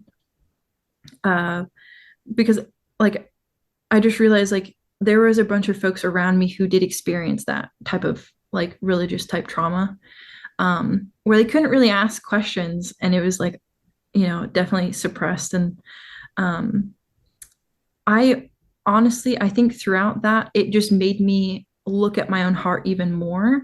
And just the more that like I've begun to heal, it's like not really seeing it as like they're the enemy type of thing like I did. Exactly. And it's just interesting because like I had friends at the time who were joining this church, and like I'd always hear them go like, hey, like your family that you have at home, like they're not your actual family, like your spiritual family, like the ones who believe in Christ, like that's your family. And like in a way, like that really like hit me hard because I was like, what? Like I'm raised in a family where it's like family is everything. Like, Mhm. but then that's another like trap as well. I guess if you can see it like that too. Um, it's just interesting. Like there's so many different perspectives of these things because I can see it in both ways. Right. And like, but at the time I was like, what is this church like teaching my little brother? Like, like I had to go. And anyways, like throughout that, I feel like there has been a lot of like maturity that has kind of risen through all of that. I currently don't go there. It I tried going again, but it felt like this like resistance and like this, you know, demagnetization type of thing. Like it just didn't feel right going there. And I reconciled with some of the folks and it was totally fine after a little while over the course of this winter. Um, but yeah, the concept of love kept on coming up, and I kept on getting all these synchronicities and like going down these like rabbit holes and um, doing like silent prayers and whatnot. I started to feel, after reconciling, I got to reach out to like old friends through this program and just realized like they're going through a healing process as well. A lot of things were starting to connect because I was like, oh, it's not just like a community online that's healing, that I was like feeling like people around me are starting to like really heal, and even like my family members as well. Like I just had this like insane and like amount of joy where I'm like, I'm exactly where I need to be like right now. And um anyways, I realized that like community is kind of big, and like my heart's been calling for it for a really long time. Like I would say that I was a hermit, and for the longest time I was, but I've always craved these like deeper connections with people, anybody. And you know, I started getting a lot of butterfly symbolism all throughout the wintertime. Like I would see it like it started out on my birthday. I got this like butterfly balloon for my birthday, and I couldn't help but when I first looked at it, I was like, my grandma's here, because I didn't think that that balloon was mine. We were having like a work thing for all the December birthdays, and I was like, I have a feeling that that one might be for me, and it was. And one of my coworkers, she didn't know anything about butterfly symbolism or anything like that, like or a bunch about how that's like tied to my grandma. She does kind of know my family a little bit. But I had this thing where I was like, I don't know if I'm like reading too much into it, but I feel like my grandma's with me right now. And I remember sharing that with a couple people that were very close to me. And I just kept on seeing butterflies. Like I wasn't I personally didn't feel like I was looking for them. They just kept on appearing, whether it was like people I was talking to. Like I'd look down, they'd have like a butterfly on their jeans. And I'm like, what is this? Specifically blue ones too. It was like a specific color. And I would come home. I have like blue butterfly stuff on things I've never noticed before. And So funny. it was crazy. And as I'm starting to open up about this, I talked to one of my friends about it, and I was like, I keep on seeing butterflies. And she goes, what color? And I go, blue. And she goes, no freaking way. I literally have this blue butterfly I've been looking at this whole time since we've been talking. And I was like, this is crazy. Um, like I kept on getting this. And then also, yeah, I've been really close with this bear, and within the story that they had written, there was like a blue butterfly that would kind of that was in it. We were just sent each other stuff, like the Christmas cards and whatnot. And I was not expecting this at all. And just all of these syncs kept on coming. And I was like, okay, like I was meant to go through like this healing journey throughout, the winter. And then, spring's come about, and um I followed this butterfly. My friend Stephanie, um, she's really big into butterflies too, and she would always invite me to these like local community events. And, you know, they would go through times where like I would talk to people and then they wouldn't hear from me for months, sometimes years. And I just kind of pop out of nowhere, like, hey. And that's exactly what happened. I started talking with her, and um, I actually got connected to like a local church that I'm now going to. But the pastor, I met him at like a perspectives like missionary training course like 2 years ago because I was really curious. Ever since I was a kid, I was always curious about life outside of Alaska. But something within me was like, I'm going to be here for the rest of my life. But genuinely, like, I loved getting to learn about different cultures, and I've always wanted to like go and learn how to live, like how other people live and whatnot. And so I joined this like missionary training course. There is a guy that was there that's a pastor of my current church I'm going to right now. All these things keep on coming up. And like I remember praying, I was like, you know, like God, I want to find the right community. And I'm a part of this like non-denominational church right now, and they're all about asking all the questions that you have. And it's like a bunch of like wide variety of different, you know, types of people who have a bunch of different like questions. And it's just really interesting kind of how some of the services kind of go, or like the groups that happen after. um but anyways, like it was like the first time I went there. After the first church service, my friend goes, oh my gosh, I have this for you. She pulled out this like butterfly like pencil pouch thing. And because I have Pens and pencils and colors. everywhere. I have like a bunch of paintbrushes in my car. It doesn't make sense. They're all over the and um she gave me this pencil pouch and it has a bunch of blue butterflies on it. And Well, this was just like within the past like 2 or 3 months. And I was like, again, I'm like, I'm exactly where I need to be. yes. And pretty much I keep on asking these questions like, what does following Jesus like look like? And like, again, like the topic of love. I remember one lady, I remember her ask, sorry, love has been a huge theme for me these past couple of years. And I just remember one woman I've been seeking counsel from, she goes like, do you love yourself the way that like God loves you, like unconditionally without, you know, records of wrongs, like peace, all these things. And immediately I'm like, no. Wow. And like the verse, like love yourself as you wait, not love yourself. Love your neighbor as You love like yourself. yeah, as you love yourself. That Yeah. was like the biggest thing that I was like, I do not. Mm. I was like, what is that? Mhm.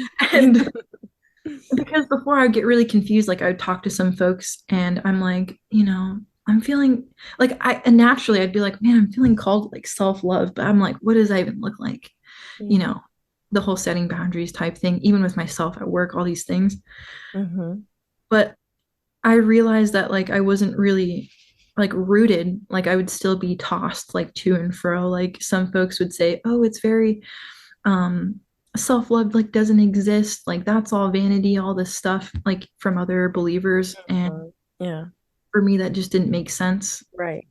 It didn't feel right. And so like I'd be a little bit confused, and just a lot more things have been becoming more clear with like being 100% real with yourself. Because I realized I wasn't being 100% real with everybody else. Being um honest with yourself. yeah. And yeah, that's just kind of like I'm like still on my way on a lot of things, but you know, like my experiences, whether it's like spiritual and whatnot, it happens like even through things I've read, whether it's like quotes on the internet or books I randomly pop open. I read a page and I'm like, wow, that's Yeah. like what's going on. And It's I'm like, always synced, right? It yeah, happens to me all the time. Like I'll like leave unopened, unread books I mean, they're on Kindle or whatever, right? But I'll be reading like 10,000 books at once. Then I'll just decide that, oh, you know what? I feel like reading this one right now. And I'll be like partway through it. And then I'll read and I'm like, this is like exactly what I needed to read right now. Like it's exactly in line with what I'm going through. It's Yeah, just insane. it's beautiful. Like every time it like Mhm. I just it blows my mind. Yeah. And I was just gonna mention, like, have you guys ever written something down and you feel like it wasn't from you? Like throughout your whole life? Like, Yeah, Maybe like sometimes. Go ahead, Sharon. I was just gonna say maybe like when I speak sometimes like Brandon and I will be on doing a solo show and then or even if we have a guest, but like I'll say something like that I didn't prepare to say and it just came through. I didn't really mean to talk about that. And I mean, I don't know if that's what you're talking about, but I felt kind of like that. Like that was wisdom that I wasn't like I didn't plan to say. yes.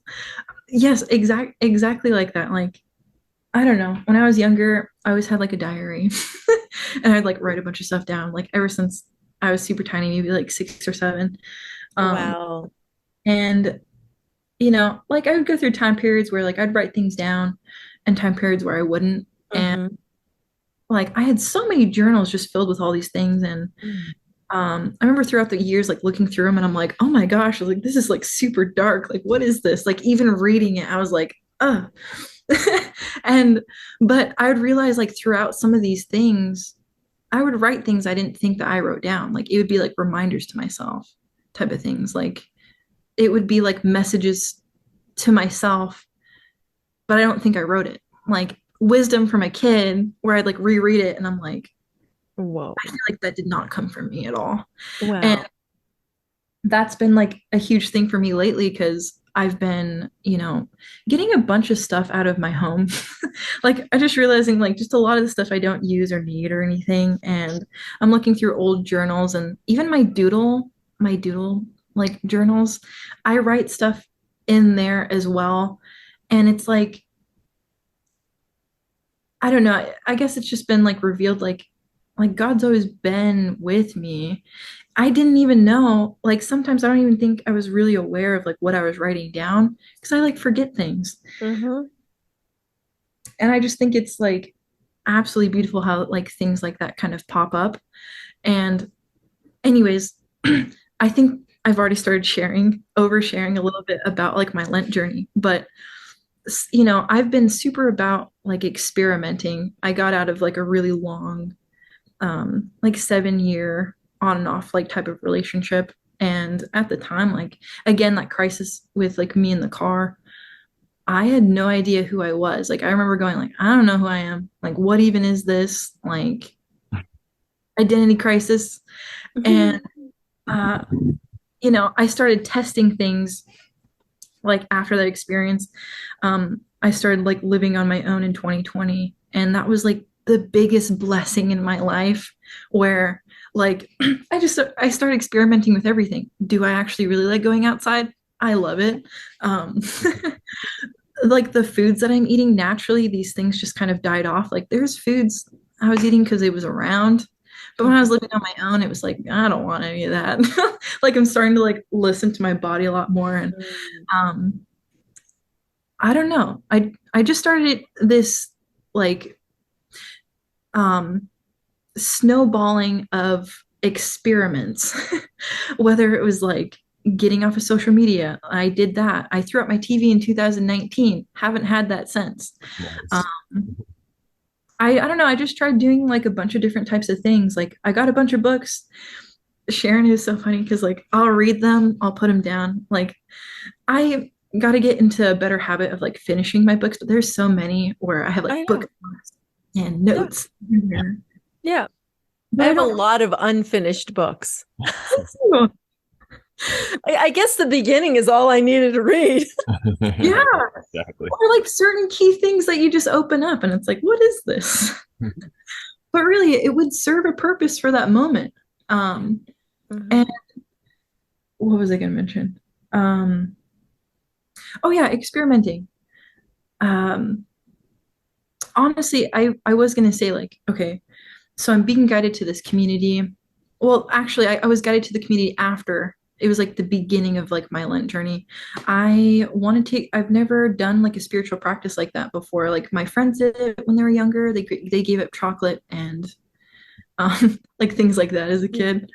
And you know, for me, like I I got really moved from a bear who shared their experience of Lent, and I was like, man, I'd like to experience something like that. And I was thinking of the things I'd like to give up, and social media super easy for me. I can just like get off there and just Forget I about it. yeah, I'm actually currently not on Instagram right now because it's like it's just not it just doesn't feel like it's really time for me to like hop back on. um and again, I think it's like this whole world of distractions I started to kind of see even before I started noticing distractions like within the past like few years. But yeah, I chose music. Music was huge. Like music's healing to me, has been ever since I was a kid. And pretty much throughout that whole thing, I did cheat a few times. Like I on social media and like the music, you know, I think in the moment I did feel shame, but immediately after I was like, well, you know, Hey, you needed to experience that for that moment. 100%. But I was just going to mention, like, after cutting all that stuff out, I realized, like, you know, the music I was listening to, whether it was like upbeat or I like to listen to a lot of instrumentals because honestly, if I continue listening to too many other people's words, like my ears feel like it's bleeding. I have to like I'm like, okay, I don't want to hear any more about this like heartbreak or any of these things. Right. Or like even with podcasts, I did stop a good chunk of podcasts and stuff like that too, because I've naturally have always done that because it's like I caught on really fast as I've started to listen a lot more of like Owen Benjamin. Even with him, it was like I'd listen to it for like a season and then I'd jump off for like a year or two, jump back on, and then the whole wave. And it's the same with anyone I kind of listen to. Um, just so I can feel some sort of balance.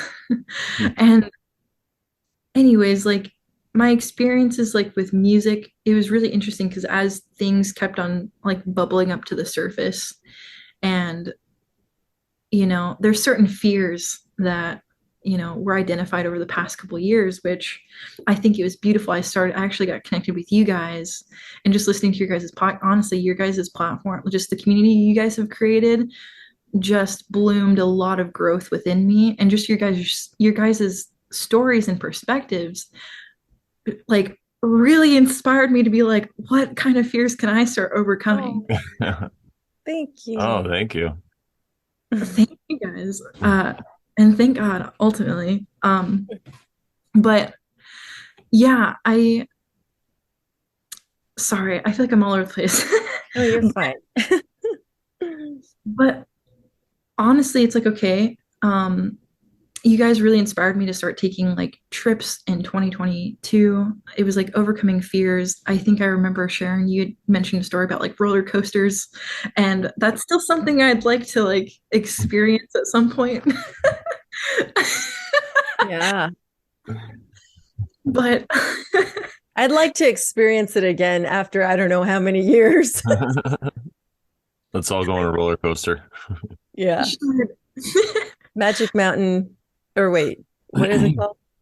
That's just the one on the West Coast. Six Flags, the Six Flags brand. Oh yeah, there you go. Six Flags. Yeah.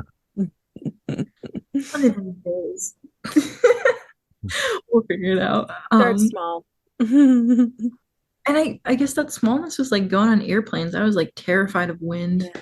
It was honestly just this root of fear of like not having control. Yes. I had this insane thing about control, Mhm. crazy. Yeah. And anyways, this Lent journey just, I was asking God, I was like, okay, like where are all these fears like rooting from? like just these genuine, I don't know, I'd have all these like different types of questions, and certain roots kept on coming up. And um, you know, like it was kind of crazy. Like I know I had shared like a bit about like some family stuff. Again, like this power of like forgiveness has changed my life. And there's a lot more stuff to kind of go through. But again, it's like these blind spots. Like I don't realize these fears are coming out. Even responses, I never realized that could be like a fear type of response or some sort of like trigger or something. Oh yeah. And Like reactionary versus what is it? There's this like saying that's like the response that you have is to being like in a calm response versus a reactionary response. And I know that, certain things can trigger me and I can just go off. 100%. Me too.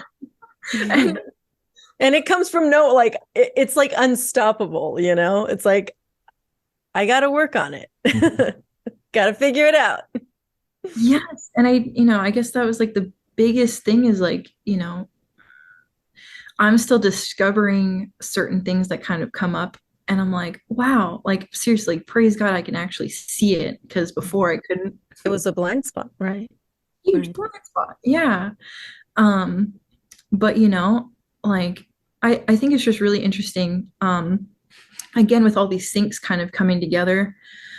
So I don't know if you guys mind me sharing this, but like during my advanced course, I think I'd mentioned that I didn't do enough digging. And I think it was like the craziest thing how like our mind, whether it's like our subconscious like hides things, or like we like bury things like really deep down. Like the biggest thing for me was like I did have like unfortunate like sexual encounters as like a really young kid, like starting when I was like 4 or 5. And like, I just realized, because I remember asking God again, I was like, where are these like roots? Where are all these things coming from? That was like the biggest root that kind of came up for me. Mm-hmm. And I remember sharing about it for the first time at Bear Fest with just a couple of bears. And I didn't realize that that was going to be the beginning of this huge journey of like letting go. Because I got sick earlier this year. And the only thing I got from that, like I was like really sick. Like I feel like I was going to die. And like, super funny. I'm glad you're laughing now. Yeah, right. No, it was huge. Like I just remember God being like, "Let go," and I was like, "Let go of what?" And um, I've just been doing a lot of wrestling. It's kind of crazy, but it's like when I shared it, I thought I can like bury it down again. I was like, oh, "That's it. That's cool." Because releasing it, just sharing it with someone is super healing. Yeah. But you realize that you had to like go, further into it. Mm-hmm. And I just realized like all these stories that were stemming from that as well. Um, and it's kind of crazy because I also got connected with other bears who's experienced the same thing. And I think Owen did a stream about like sexual like deviancy, all these things that kind of come from it, like what a victim would look like of that. And I had every single symptom, and I was like, whoa, like blast from the past. Like I was like, yeah, hey, like it was right here. And I was like, all these years I never knew kind of like what to do with it. And it's just really interesting because I remember being like some sort of change, like I had this heavy presence of responsibility kind of coming up on me, and I'm like, I don't know what's going on, but something's about to change. And just realizing like I kind of feel like God's been like preparing me like so much within these past couple years to start like seeing these things. But then now I'm having these questions of like, okay, I'm like healing from these things. Like, what else am I be prepared for? I don't know. We'll just kind of see, I guess. Yeah. Yeah, exactly. But no, I I just kind of thought it was incredible. I got so much out of like my Lent experience, and like before, yeah, like being a hermit, I didn't trust anyone, and it all came from these experiences. Like as a kid, I didn't trust Yeah. family, anybody, myself. Yeah. Uh, and then now it's like, oh my gosh, like I can actually feel it when like people start to tear down their walls, and you kind Mm. of like reestablish like connections and stuff. I think that was the biggest blind spot is someone told me in the advanced course, like I shared it with the whole group, and like it was like 120 people, and pretty much like this guy was like, yeah, like what were you missing? And I had no idea. I was like, I have no idea. Like I was sitting there for like maybe 3 minutes in silence, and I was like, no idea. And he was like genuine connection. And Mm. that like all throughout my life. And I was like, whoa, crazy. And you know, I praise God for that experience because he asked the whole group like who else has had experiences like this. About a third of the whole group did, and I was like, I'm not alone. And then I get, you know, I hear of other stories of like bears who've had similar experiences, and just kind of realizing like, all right, like I'm realizing like this is a huge like spiritual battle. I've always seen things like that, Mm. and but it's just kind of crazy like the things that you do get like blinded to and whatnot. And I never really understood like what is faith, like what is having faith like. Mm. Honestly, it was kind of like leaning into those things because I realized like if it was like not even through that course, it was like after that things kept on coming up like God's going to show you one way or another, you know, like if it's needed in that time. um Yeah. and I think That's that was, like the trust, yeah, that's faith. To know that God is going to just provide the right solution at the right time for you. I think that's what I would say is like faith. yes. And I think that was like the biggest thing where like the biggest shift from, you know, I think there's a bunch of folks who um you know, like folks who do start to heal and like start seeing these things like learning to develop that patience for so many others, because like it's really easy to be like, oh, I know everything, and like all this, you know, having these like spiritual egos, and it's like, no, nowhere. Exactly. um Sorry, I forgot I was going to mention. I'm sorry I interrupted you. No, you're totally fine.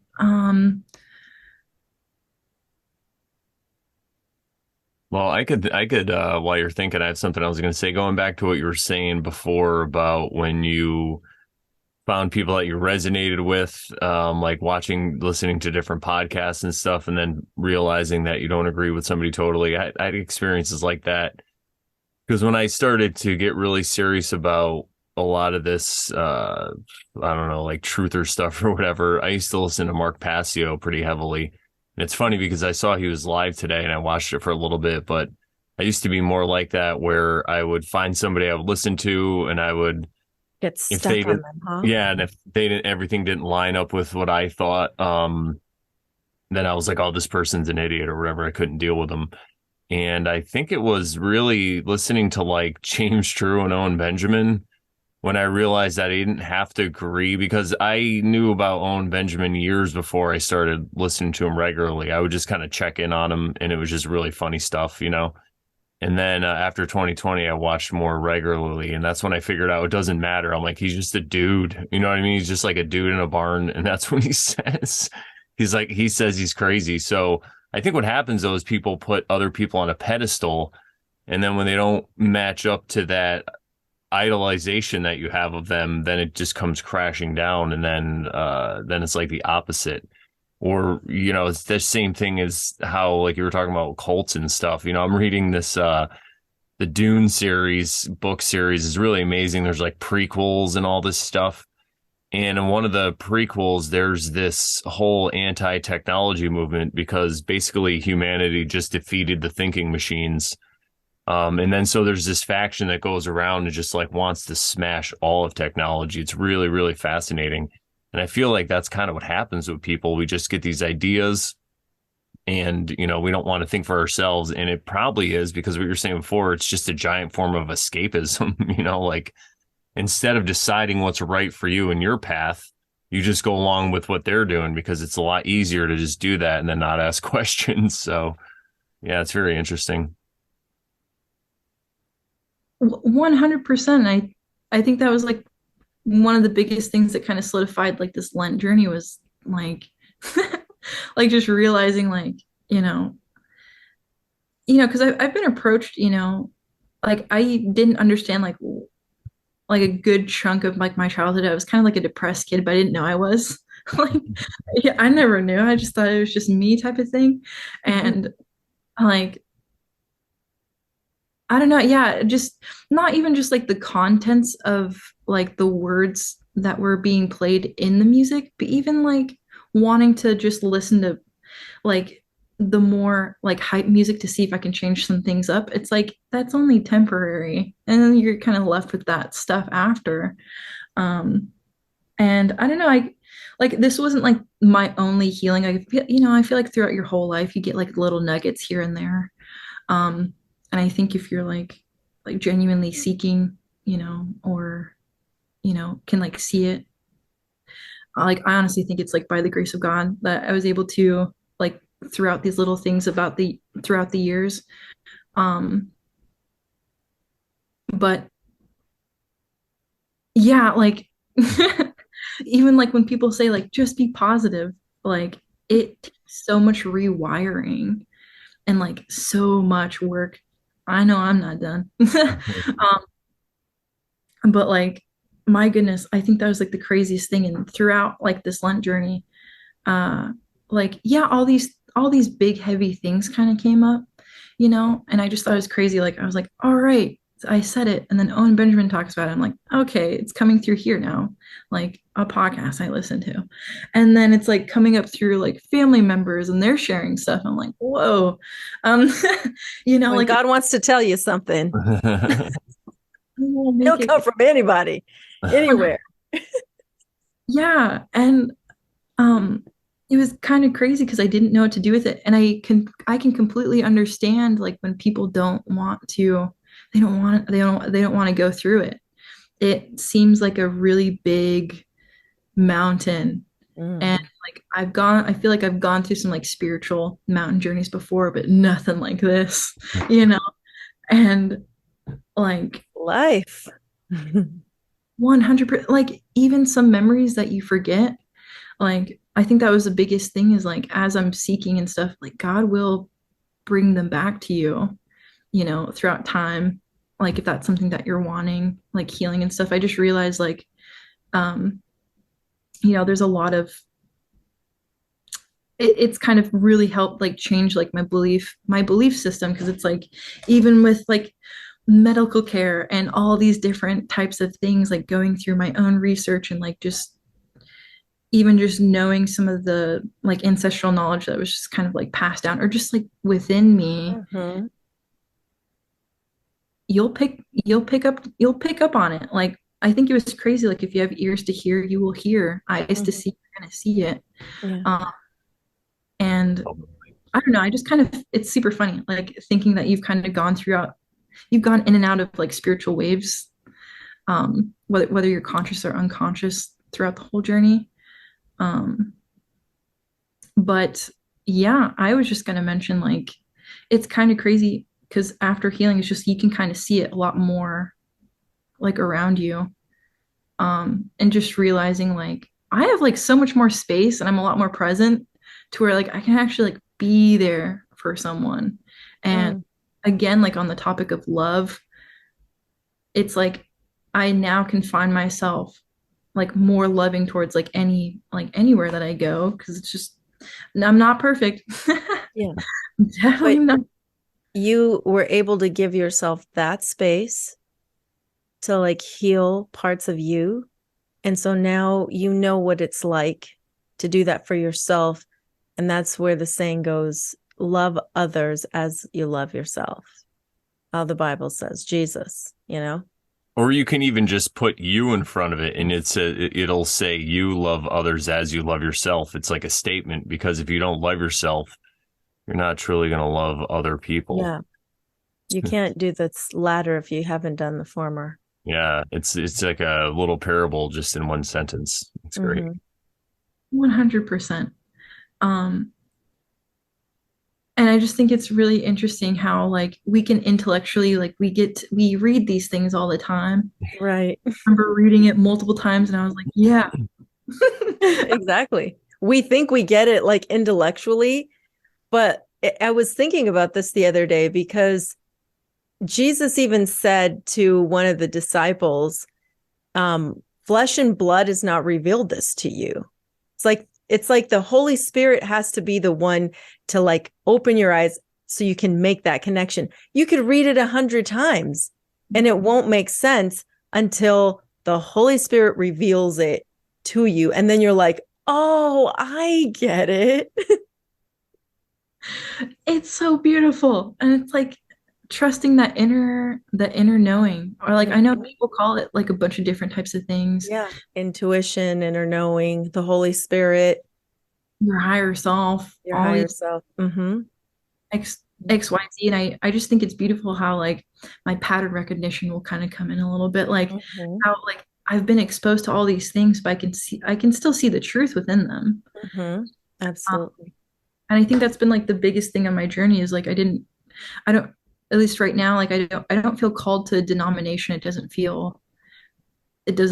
like I'm not called to a specific one. And Right.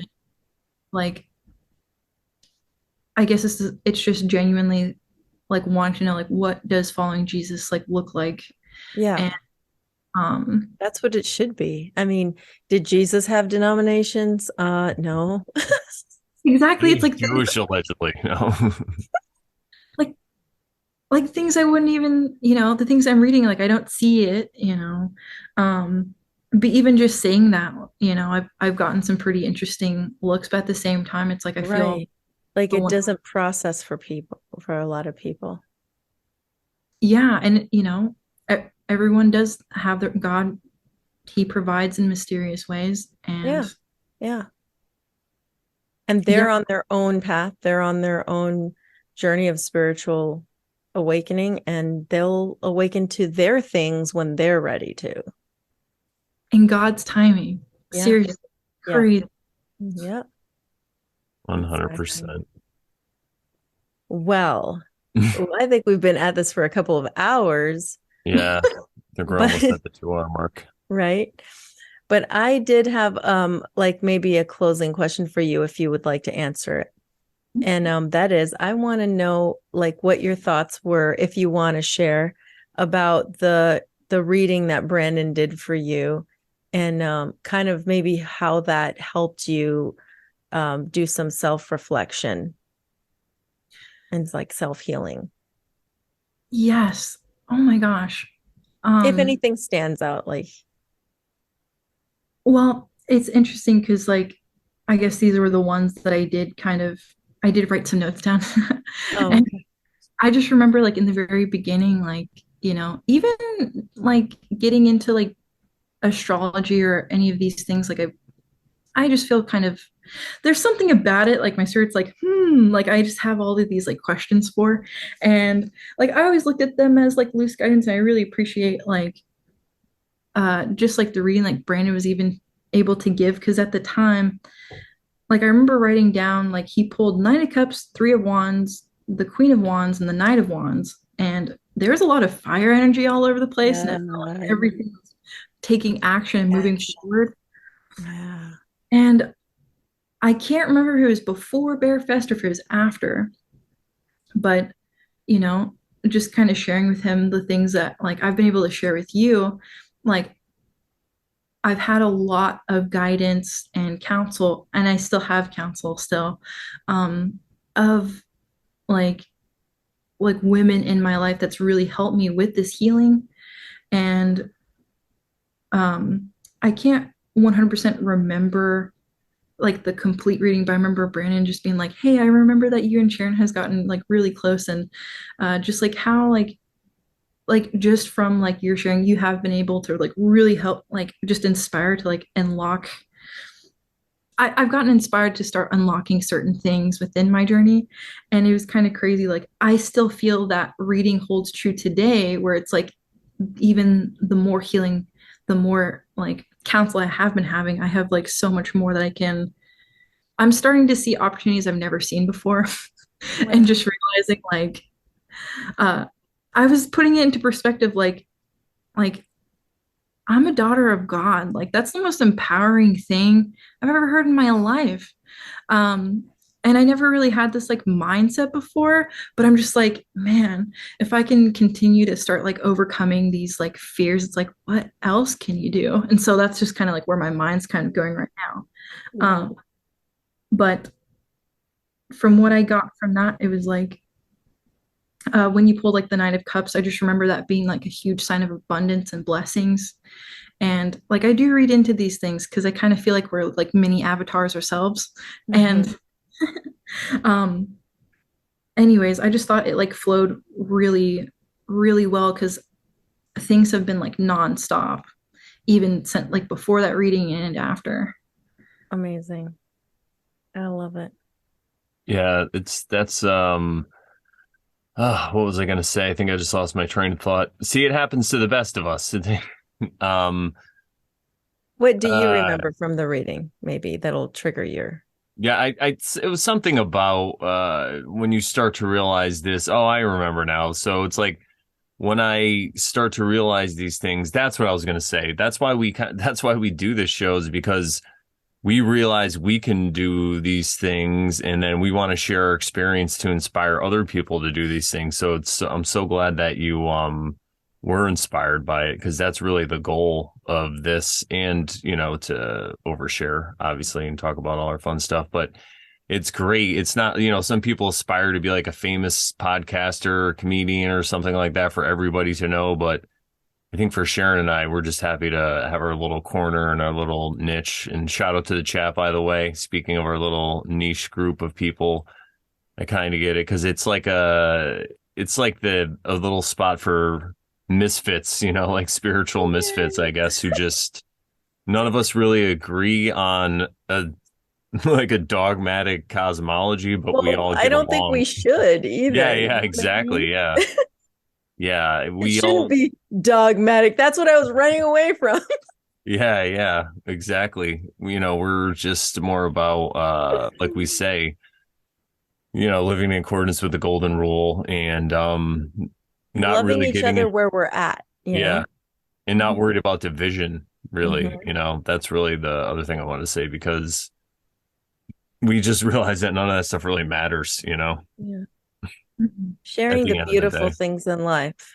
Yeah, there's really important things that sometimes you could get divided with people over, like if they want to come steal your stuff, or like if they want to hurt you or do harm to you, then maybe that's a good reason. But just because somebody believes that it's a spaghetti monster, not a lasagna monster, that's not a good enough reason in my book. Yeah. Good Sure. call. It's How definitely dare lasagna. you believe it's a lasagna monster? It's a gluten-free lasagna monster. No, it has to have gluten. Exactly. It's a pasta monster. Oh man. Oh man, thank you Well, so much. yeah, I was just going to say the same exact thing. Thank you so much for coming on and sharing all your experiences with us.